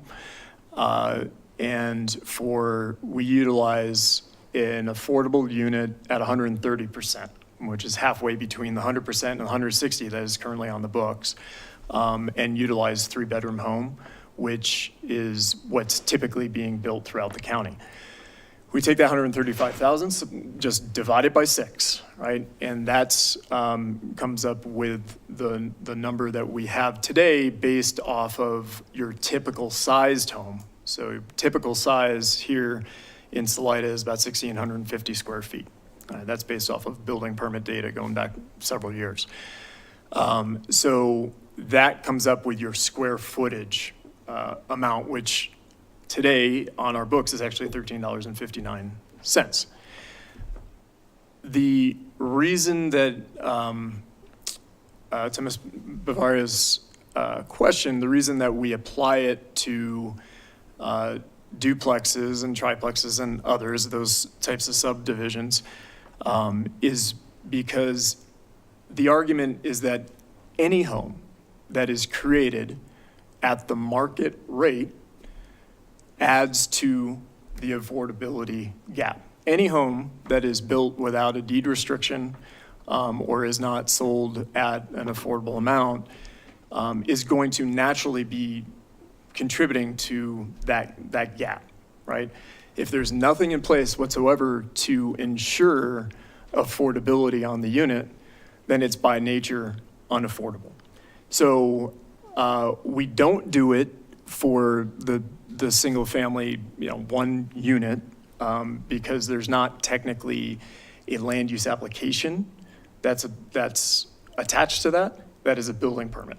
So we have kind of different rules as how we can apply those fees currently. In regards, and I see that Nina just left, we had the conversation about the Supreme Court case that was handed out here. And I just wanted to note in that same ruling, the same Supreme Court ruling, they also acknowledged the fact that the ruling does not address or prohibit common government practice of imposing permit conditions such as impact fees on new developments through reasonable formulas or schedules that assess the impact of classes of development rather than the impact of specific parcels of property. So in other words, and Nina can certainly speak to this in greater detail, but generally, as long as the city has come up with a calculation for the fees that show a reasonable nexus between the actual fee and the need, it is justifiable in court. So Nina, sorry, I kind of launched into that explanation. Yeah, our inclusionary housing ordinance and our fee schedule does not violate the Constitution or that court case. So I think we should probably focus on the ordinance in front of us. Okay, well, thanks. Yeah, Thank you. just Thanks. wanted to provide that explanation. I think Glenn was here in your seat, Bill, when we talked about, when we first formulated all of this. And there was a very large discussion about impact fees versus inclusionary housing. And as I recall, a couple of our members at the time were very interested in impact fees, but in the end, because of the impact to commercial development as well as residential, and the fact that we had no nexus, we did not do that. Is that your memory, Glenn, or were you, am I making this up? Oh, I know. Hey, go ahead and answer. Before we Yeah. get, is there anybody else waiting to speak? Is there anybody online? I think so. We have a letter, Okay, yeah. thanks. Proceed. Okay, sorry No, to interrupt, but I was just wondering if your memory we were was about that to was- go yeah. down another. Yeah, rabbit hole, okay. It's pretty accurate memory. Yeah, I think thank the you. planning commission kind of fell on the side of it should be equal, and you pay a building permit, Right, which is a linkage fee, and then Right. you do an exhaustive study to see what types of land uses create needs for housing, right, and it's based on that. right, right. Okay. Are we out Okay, of here discussion? we are. Now we're finally at discussion. All right, I have a couple things, and I know everybody else probably does too, but, that have been weighing on me since we first knew we were going to be talking about this, and I've whittled it away, and I feel like, and this might be something that could be in a resolution, not an ordinance, but I want to bring it up while Nina's here. When council passed the discount structure for 5 units or less, they included that for the fractional portion of the larger over 5 units. And that when we originally talked about trying to help minor subdivisions, we talked about that, discounting for the number of units that they had. I never thought that they would want to apply it to a very large development when that wasn't the purpose of it. So if you've got an Angel View or a whatever I'm not picking on anybody in particular, just one of those really large developments, and they ended up with a fraction, then they're going to get the same discount applied that a 5 or less would get. And I think maybe council intended that, or maybe they didn't quite understand that they were giving up a lot of money on that to go into the fund, when I don't think they should have. So that's my first point. I would like to see, I don't know if anybody else agrees with me, but I would like to see that revisited by council, if anybody else wants to weigh in on that. My second point is, since fees in lieu for inclusionary housing are reviewed every 6 months, I do think it's very difficult for any size developer to plan their financing. And I would like to, I know that this says set at the time of a complete building permit application is received. So I'm assuming that that means that it would be set at or below whatever the fee structure might change. So let's just say at the time of complete building permit application, it's, for lack of, $10. And then when the other half is due, it's $750. Do they still have to pay the $10? So that's where we got back on that discussion that I think we had in a couple of meetings ago, where I would love to see that fee set at or below. And I don't know that at building permit application, I mean, I guess I'm okay with that. But again, I think, you know, if we set it at an earlier time and had a several-year cap on that, you know, to encourage the building permit application to happen more quickly. I don't know if that's reasonable, but what could be reasonable is to say that it's set at the time of building permit application at or below whatever that is, so that if it goes down, they're not having to pay more. I don't know, it just seems reasonable to me. And I don't know if it should be set for 3 years at the time of subdivision approval, which was something we talked about, which would be reasonable. Trying to incentivize people to build, like not Right. sit on things, right? Right, Like, right. So if we set it at the time of subdivision approval, like, you know, we give it to council, council approves it, and it's set at or below that amount for 3 years. Oh, okay. You see what I'm saying? So that Gotcha. after 3 years, so it's not like a site of crossings where 20 years later, they're still getting it. I mean, it does have to have a frame around it. And I don't know that 3 years is the right number, but that was a thought. The third thing I wanted to bring up, and I feel pretty strongly about this one, I just feel pretty strongly about all of them, but this one in particular, in thinking all this time about these minor subdivisions of 5 units or less, they have the opportunity to build, they have the opportunity to pay a fee in lieu, but they're only 5 units. So it may not be reasonable for them to dedicate one of the 5 or one of the 4 to build. And so my hope is that we could make a change to allow minor subdivisions to have a qualified ADU to rent as part of their subdivision, and therefore not qualify for the deed restriction. So they would, so I'm not saying that very well. So they have, say, 5 units, and they're not gonna deed restrict one whole unit, but maybe one of the units has an ADU, and that ADU is gonna be rented at 80% or less, you know, 80% AMI or less, and that would satisfy the qualification for the deed restriction. And it does 2 things. One, it helps, I mean, they may be building a garage anyway, so they're gonna put an 800 square foot ADU on top. But it allows for the option to actually create a smaller rental unit in that smaller subdivision where we didn't have that option before. It was either a house or a fee. So those are my 3 points, commissioners. Please tell me if So you think I'm full of instead it. of a fee in lieu, an ADU would A suffice. deed Certainly restricted an ADU rental. cannot qualify. Right. Yeah, I but- know, I'm just thinking. So, It would have to Is be, what, an ADU enough? Do we need 2 ADUs? I mean, then you're forcing someone to be a no, landlord. I think one, I don't know. I think I don't one know. it's still ADU. an option, they can Yeah, still, right. not. I you're not think making them. ADUs across the board should be. qualify? Should qualify, because to me, if I had a choice between living in an ADU, which is separate, probably has a nice backyard, as opposed to living in some of, I'm sorry, what Chafee Housing Trust has developed, I would take the ADU.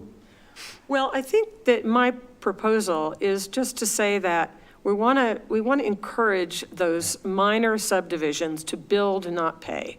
That's the point.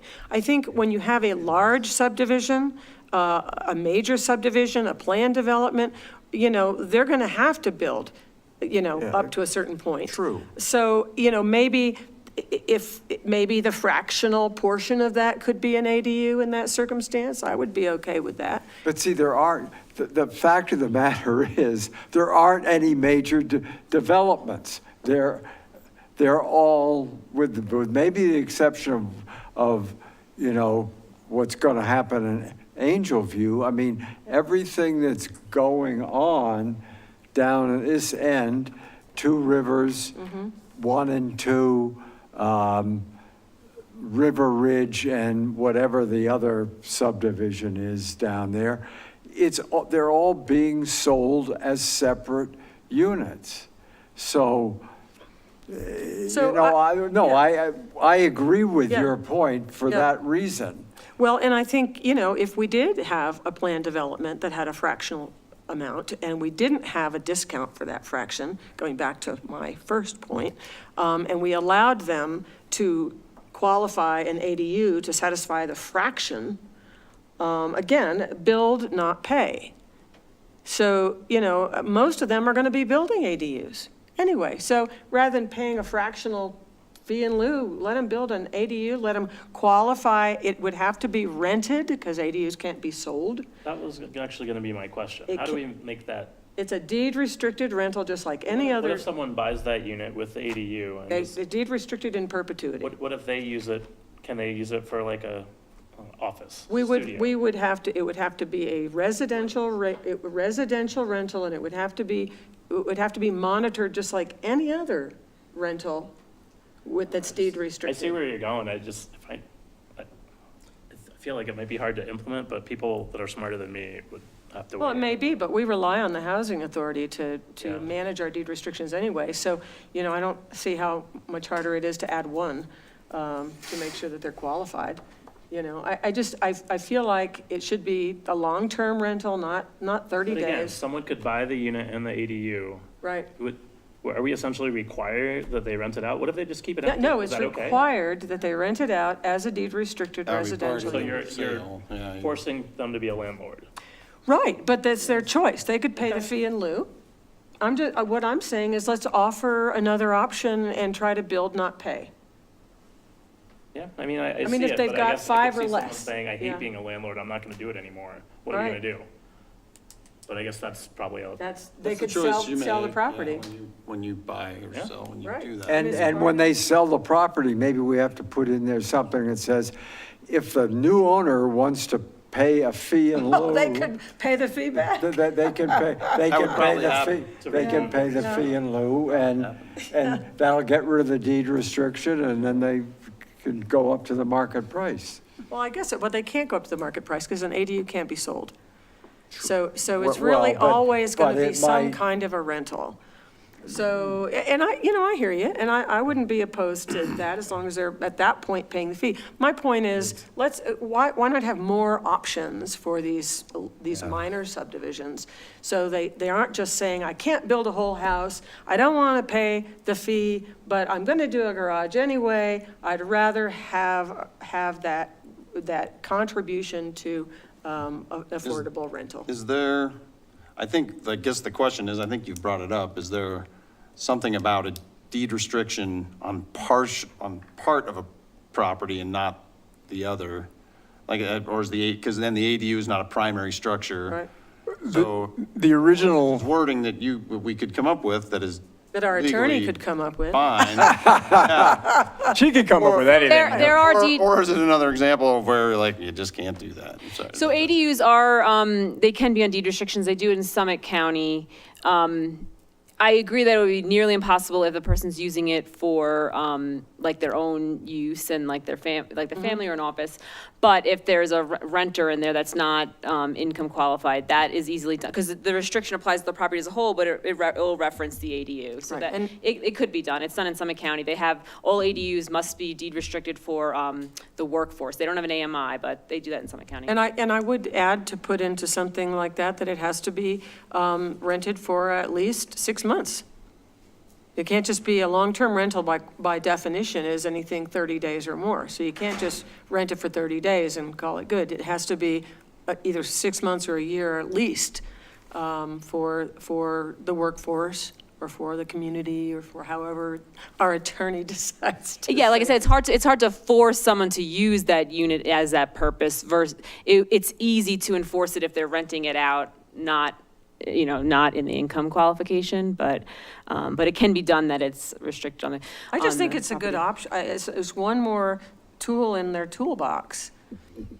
From a policy perspective, as far as the IH as it was originally created, Section 161320 G specifically called out that accessory dwelling units shall not be considered inclusionary housing for the purpose of compliance with the requirements of this article. And if I recall, the conversation really had to do with the idea that, most ADUs are subsidiary to the primary uses. So they're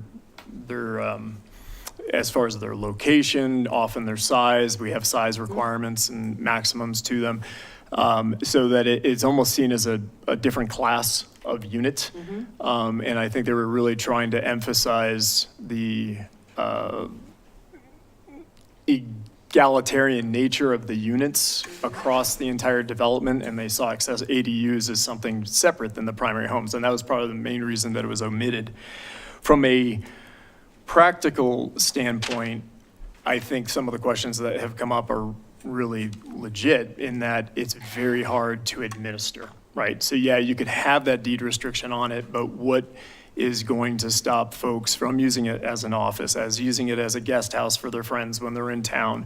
What is there to ensure that they're actually renting this to folks, whether it's 6 months, a year, or whatever it is, on a consistent basis?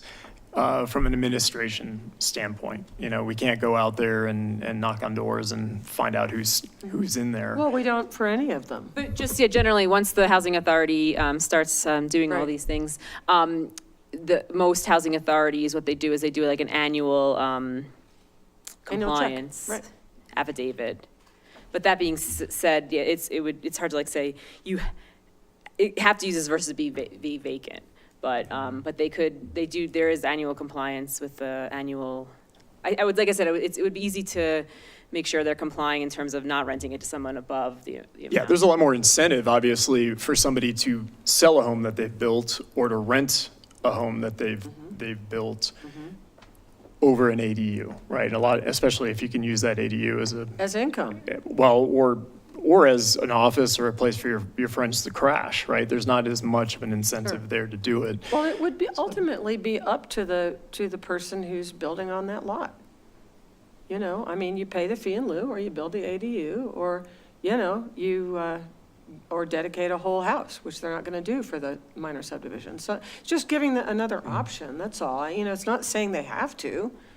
I think the housing authority, as Nina said, could probably, do the annual affidavits. And, people have to be honest about it. We can't be going knocking on their door every day. But the whole purpose, most of the people who I know that are doing these lot splits and minor subdivisions really want to support affordability and workforce housing. So, there is an element of trust and verify, Could we, maybe an example, I guess I'm thinking of the woman that spoke to the duplex and the triplex situation. In your envisioning here, could that be addressed by building a duplex with an ADU in back? Yeah. And that could Yeah. suffice? Yeah, because it's 2 units. Although the duplex conversion is a different animal than the minor subdivision. Yeah. So that might be something we also want to talk about. But I think, yes, if we Just tabling that for now, I was thinking Right. about that, like a duplex, yeah, that does, Right. meets a lot of our goals, right? It Right. doubles the units on one we want to lot. encourage it, Right, and, so, Right. I don't know, maybe that's something we talk about at a different time. right? So 5 units or less for the discount, how do we feel about applying that to large developments, major subdivisions, Is that something we're planned talking, developments? is in front of us right now? Well, it's something we're discussing, and it may be that we want to add it to the ordinance. We're. I don't Can you know. clarify what we're discussing at this Well, point, we are or- just kind of discussing further. I think really what's still on the table is what has been presented. I'm not sure we can add like a suggestion. We can make suggestions, but we cannot vote on it. Right. I'd be clear that what you're voting on this evening has to do with the ordinance Okay. in front of you and Why do we? this portion of the code. That said, if you have, suggestions that are related to inclusionary housing that are outside of that, that would be dealt with via resolution by council, you can certainly, provide that input to staff, and then we can forward that onto council at some point. Do we, maybe a do part of we this or take it up otherwise. on a work session and make it an official recommendation, or how, Because I've been pretty specific about my suggestions, and we may not want to include it I here. didn't mean to, I wasn't trying to say. No, didn't think they it's were great okay, Kenny. topics I'm to- not, no. No, but okay. it's good to make that clarity as It far is. as what It is. has to be voted on versus what could Right. be a separate So recommendation. we could outside of say, that. we could vote on this ordinance, if we were to pass it, then we could say that we would also like to recommend to council A, B, and C? That council consider A, B, and C? Or do we take it back to a work session? I mean, Kenny's question's right Yeah, on. wouldn't I that don't just really come know. back to it like this, We're, another thing just like this in a month about some other aspects of inclusionary housing? Like we could pass or decline this, and then in another month, we could consider a whole new batch of changes. point of order, we're voting on an amendment to ordinance. the ordinance. So we have no right to further amend it? Well, bear in mind that the ordinance, this part of the code, does not speak to the actual fees. Right, It but- references the fee in lieu, but the actual fee schedule is amended by resolution by By city council council. outside We of. could amend it for the ADUs. It could be recommended to amend Anything by the within ADUs. chapter 16, article 13, fee schedule is done by council.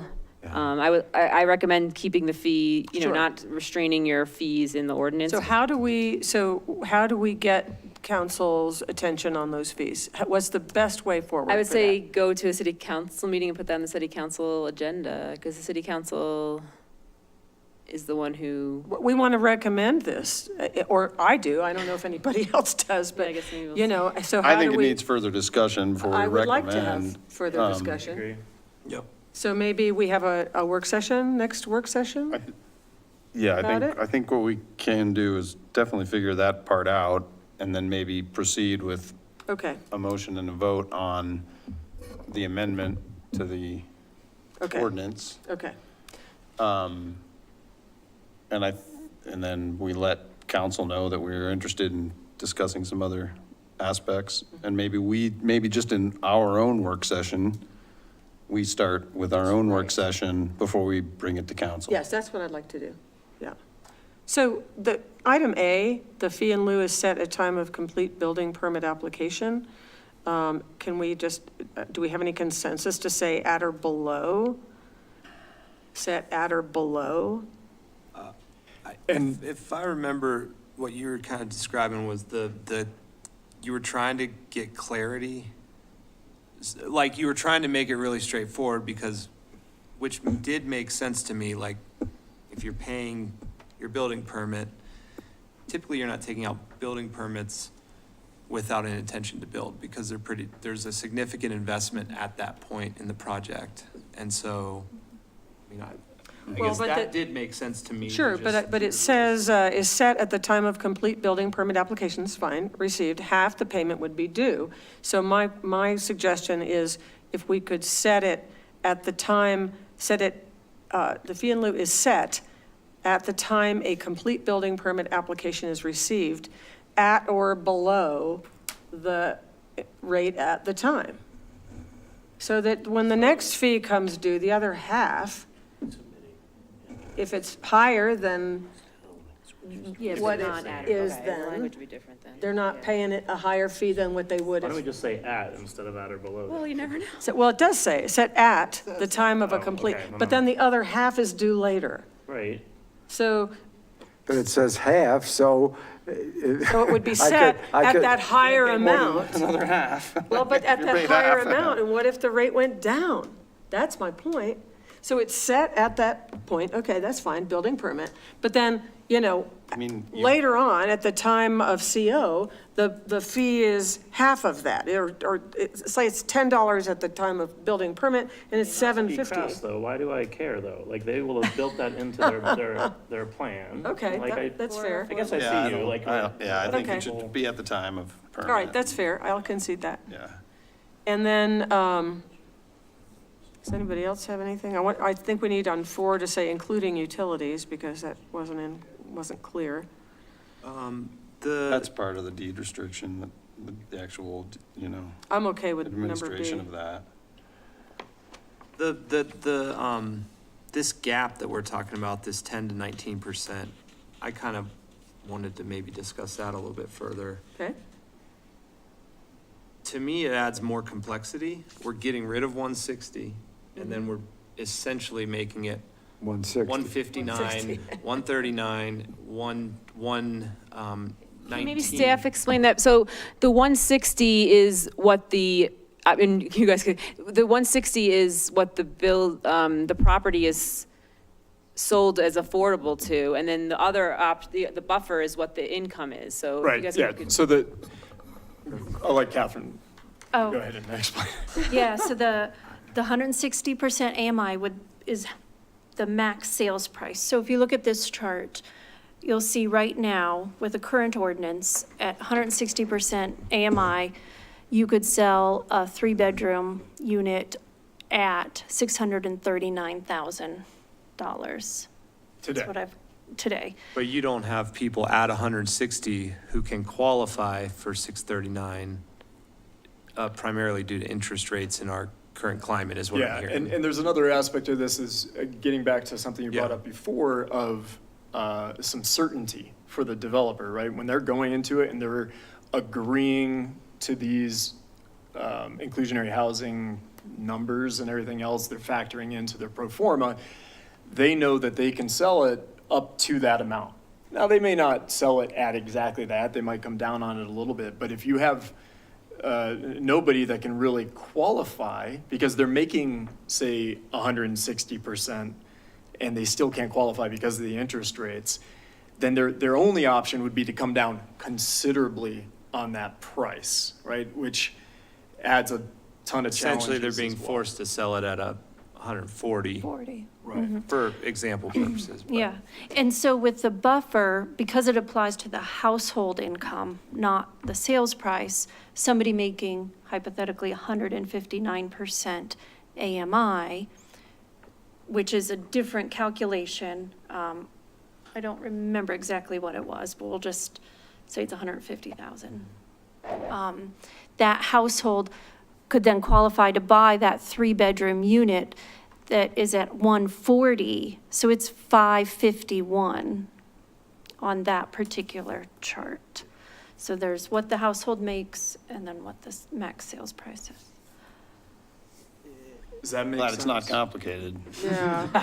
No, Because that would be nothing hard about to affordable understand. housing is complicated, really. How long is a builder expected to diligently market this product? He built his 6 required affordable units, and it's 5 years down the road, and he hasn't sold any of them. I mean, what, do we need to put something in this ordinance that says, at some point in time, we have to release this builder from this obligation? So Yeah, I mean, it is in perpetuity, and the option for the builder is to lower the price to find where they're at the point that it jives with what people can pay. Now, the other things that have come into play, because we had a unit that was on the market for almost a year. It's closing, I believe, this week. And they had some price adjustments where they came down from the max price. There was also, we're working through some of the things of the deed restriction because it was newer, and found some nuances or some things that could be modified in it to make it easier for applicants to qualify. And the deed restriction gives some authority to the housing authority that after a reasonable period of time, which we had deemed this property, a reasonable time had passed, there are some of the rules of the deed restriction that they can be flexible with. It spells out that they have the authority. And we can't spell out exactly what those are because we don't know what everybody's situation's going to be, but they can basically they write a letter to the authority or communicate to them, here's here's the issues that I have and, you know, what's going on and this is what I can make work, like, and so they then can work with, to find an applicant that's slightly outside of the parameters of the deed restriction. Yeah, if I could say, this is exactly the reason why they're adding the buffer. And the second thing is, hopefully the housing authority will be up and running soon. They really have not done much, but they're supposed to market available housing. They don't even have a list, so hopefully they get that. All these things we've been urging them to put into place. I know they've had turnover, but, you know, we're reminding them that that's why we created this housing authority about 3 or 4 years ago. But this is the main reason why staff is adding the buffer language into the ordinance, or recommending that you guys add it into the. Yeah, it's my understanding, I mean, kind of like with the housing trust, it's essentially the housing trust's responsibility. Should do it. But they're the builder. I mean.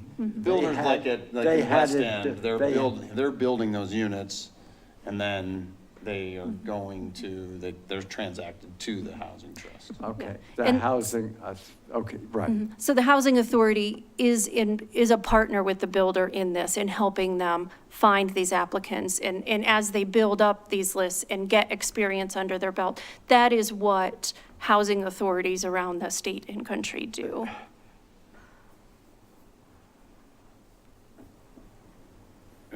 It's really, I mean, I think we did touch on that. It's kind of a 50-50. It's as much the marketing as it is just really Right. qualifications. Yeah. I mean, it's really, There's it's so much really that a goes struggle, into it, especially right. with, interest rates the way they are and that So sort of thing. the builder is still responsible, though, for paying if he's got a construction loan or something, he's still on the hook for that. Right.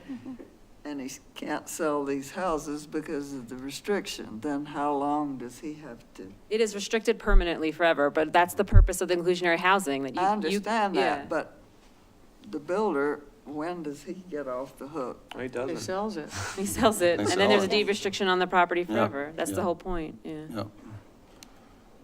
So are we ready for a motion on this?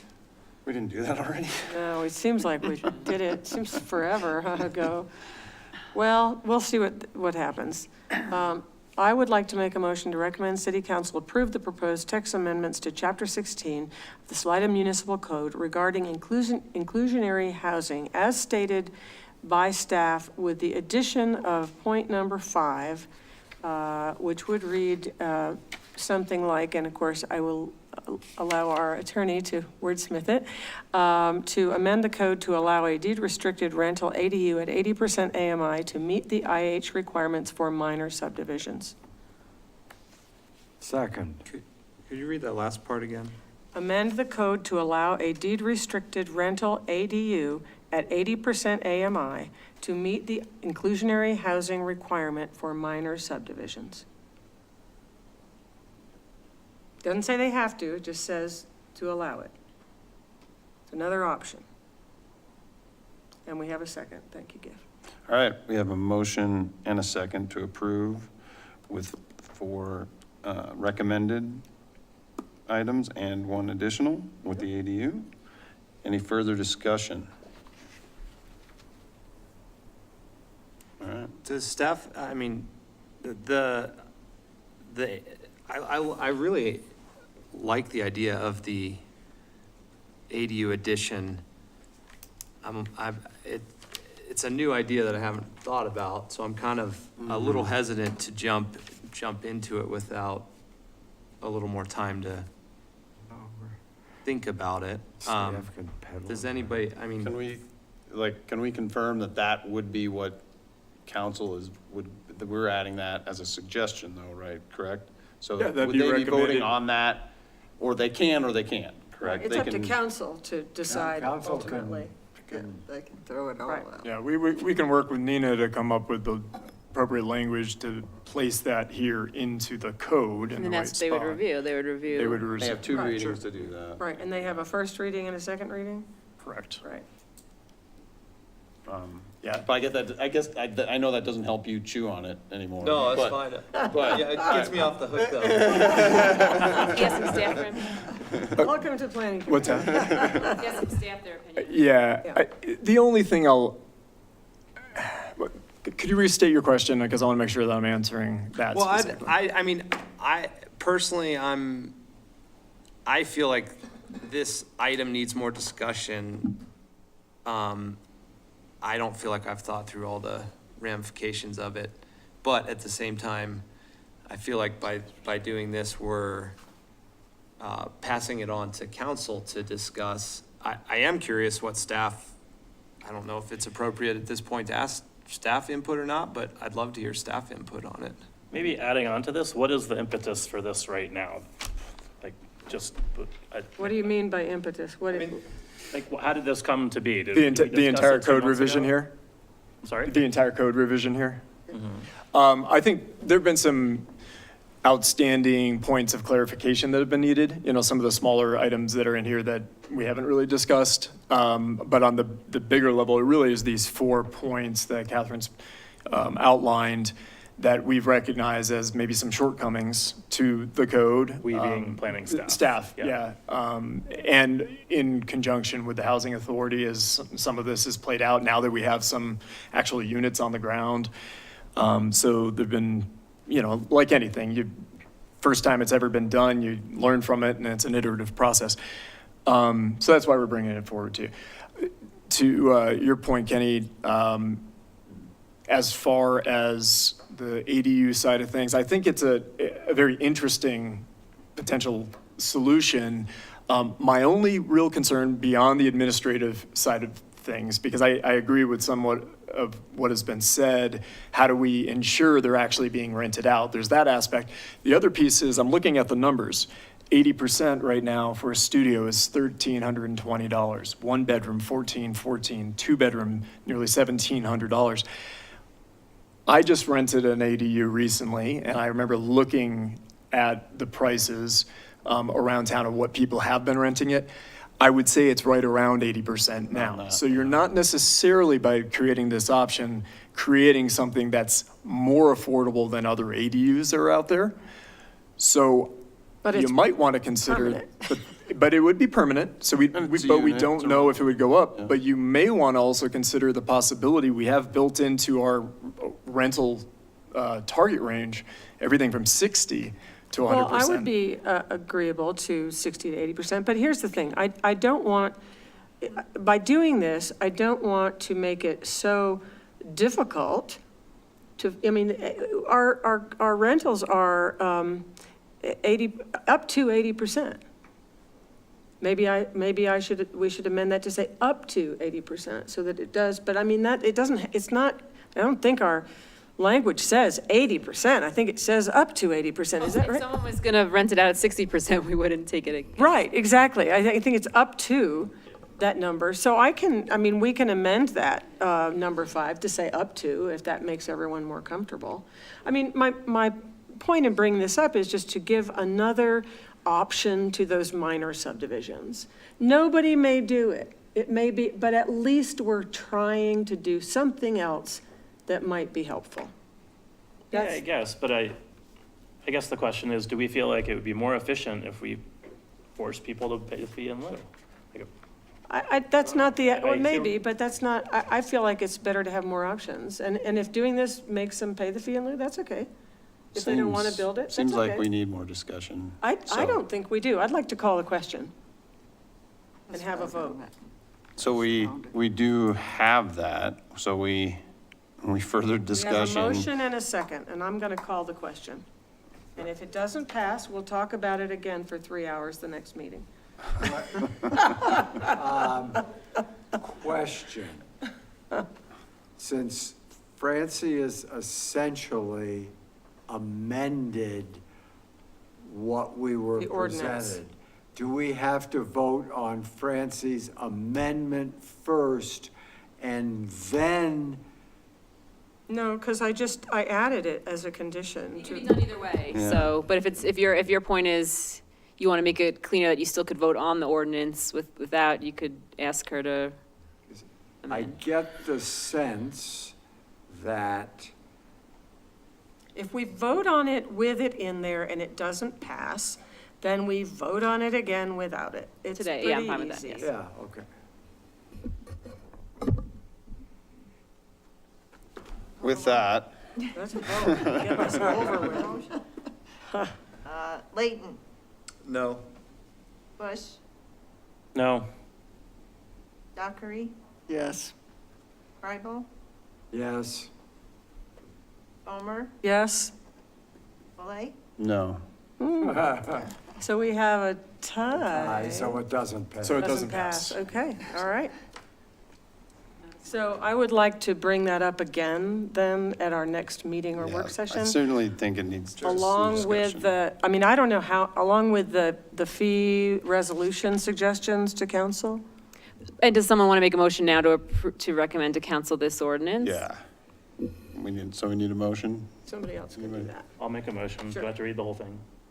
No, you can summarize for sure. I make a So motion. so the ordinance is in your packet, so you could vote to approve the recommended ordinance as As presented. stated, right? Because Okay. we're not making any other change. It's not this was to make it easy for you. The ordinance itself? It's the fancy Yeah, nothing. yeah, that's it. Yep, Yeah. yep, Yeah, there's a recommended motion yeah, it's just at that, the end of the staff report.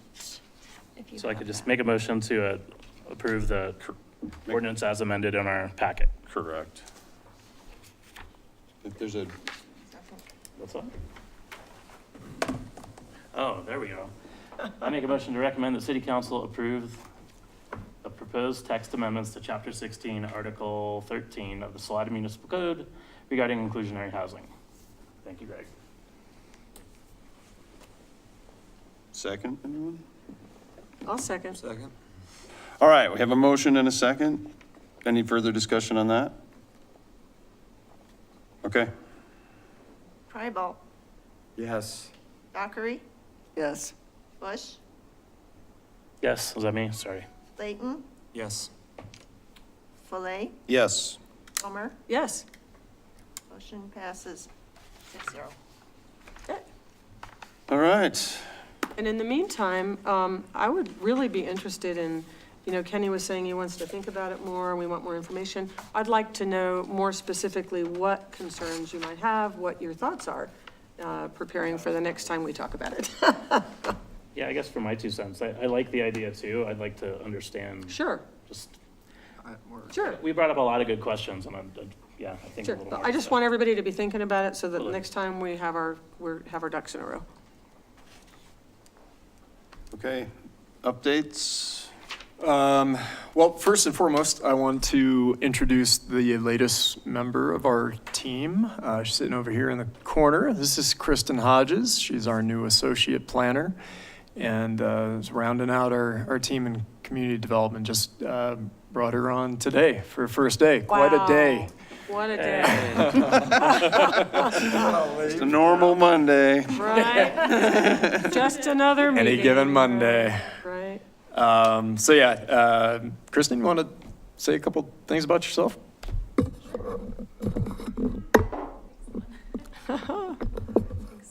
Hi, guys. I'm happy to be here. I've loved Salida for a few years now. I've had my eye on it, so I'm really excited to be here specifically. Previously worked in Denver. I was an architect for about 6 years and then worked for the city of Denver as a city planner, primarily reviewing site development plans, so zoning use Wow. for the city of Denver. So I was a lot more siloed in my job with the city of Denver, worked like specifically on, certain area of town and worked on everything except single-family residential. So that was kind of like a different department over there, but that's kind of a little bit of my history. So, Welcome aboard. All right, Happy you're great. here. We all are. And actually, I realized that Carolyn didn't really have an opportunity to speak about that last time she was here, so I want to do the same thing and have her give a little bit of background. You don't want to know my whole history. I said a little bit. I use the phrase, I've been everywhere, man. Yeah. So I'm a landscape architect and also a community planner, and I've spent the majority of my career in public service with local and county governments as a federal consultant and adjunct faculty to various community colleges. Originally from Michigan, and have worked for the city and county of Denver, towns of Breckenridge and Snowmass, Washoe County, which is Reno Tahoe, Nevada, and the city of Bozeman, the city of Ann Arbor, and city of Newport News, Virginia, and now here. Yay. So we brought Carolyn on board, and immediately threw her a couple of annexations and zonings. Right, good. Real easy things to Right. start her off with, which gets me to our next meeting. So we are looking at converting our next work session on the 9th to a regular meeting. I think we talked about that last time, but that's what is going to come in front of you, annexation zonings. And then really the only other thing is an update, just so you all know, South Arc neighborhood, the RFP for design and engineering of the utilities out there went out on the street last month. I think it's closed by now. I have to check in with David Lady, who's been running that. It has closed. Okay, there we go, interviews next week for that. And that's just the design and engineering side for the utilities out there. And then we're working in tandem with the Upper Ark Valley Watershed Partnership on some restoration activities out there along the South Arc that we're trying to dovetail planning. They have a grant for some technical assistance through the Park Service, and so we're really trying to make all these things happen about the same time so that the utilities can go in and then restoration can happen after that primarily. So yeah, and then that will allow, as part of that RFP, they'll also be creating the plat to subdivide the property, and then we'll be going from there. Great. How about third and D? First and D? I mean, first and D. Sorry. I was like, third and M, first and D, we got a lot of that going on. Yeah, first and D. First and D, so council, we had to bring it back to council because there was some members who were interested in creating some more common creative space within that particular design. The question really boiled down to whether or not there'd be a larger footprint of the overall building, which would kind of trigger some additional processes. In the end, they decided not to go with any additional footprint, keep the existing footprint. The designers are working on trying to maximize the creative space within that existing layout. But the art space is now putting out the RFP for a general contractor on the project. So hopefully we'll have somebody on board in the next month and a half for that, who do the cost estimating, and we'll be going after funding. Art space primarily will be going after the funding at that point. Would Art Space be responsible for the weeds? Not at this point. That's city The property. city, could we get the weeds knocked down? I mean, they're huge. They're getting big. Yeah. And we are, yes, we're working on that, reaching out to the powers that be Good, about good, that good. Yeah, piece. Yeah. right. So we talked about bylaws and policy and additional inclusionary housing changes. When might we be able to discuss and put that on our agenda? Hold on one sec. What's it? Because we're not going to have a work session, we're going to have 2 meetings, so I want to know where it's, I don't want that to go 6 Yeah, months. I'm not sure if we'll be able to cover both of them in a work session. Well, one or the- one But and- we could probably get to at least one of them and maybe make the meeting on the 24th a split meeting. That would be because great. we do have an item for that meeting, but hopefully it won't be very long. Okay, that would be on July, July 24th. No, July 20. 22nd, I'm sorry, 22nd, today's the right, 24th. okay. That Yeah, would be July great. 22nd. So what we'd probably do is have the regular meeting first and then a work session after it. Right. And I'd be really interested in any comments and work that staff and our attorney might do to help us better understand and implement the ADU proposal. We can certainly put some more thought into that. That'd be great. and You know, I just, Figure it out. Francie, I just thought of, what's the cost to build an ADU? I mean, It depends on you. I know, but If you've already got the me on the spot. garage, right. can you build, well, I'll put it this way, can you build an ADU for $22,000?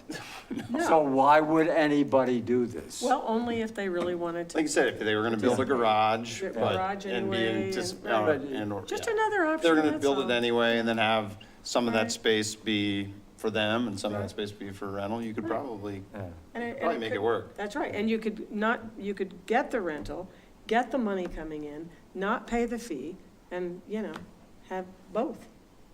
Anyway, we can talk think about it there's a more. path to I success with it. appreciate I just this think commission. we need- I appreciate everybody's thoughts on that. We'll take it up another time. Soon. Anything else? That's all we got. All right. That's all. I move we Any other adjourn. comments or, okay? Can't- All right, all in favor? Aye. All right.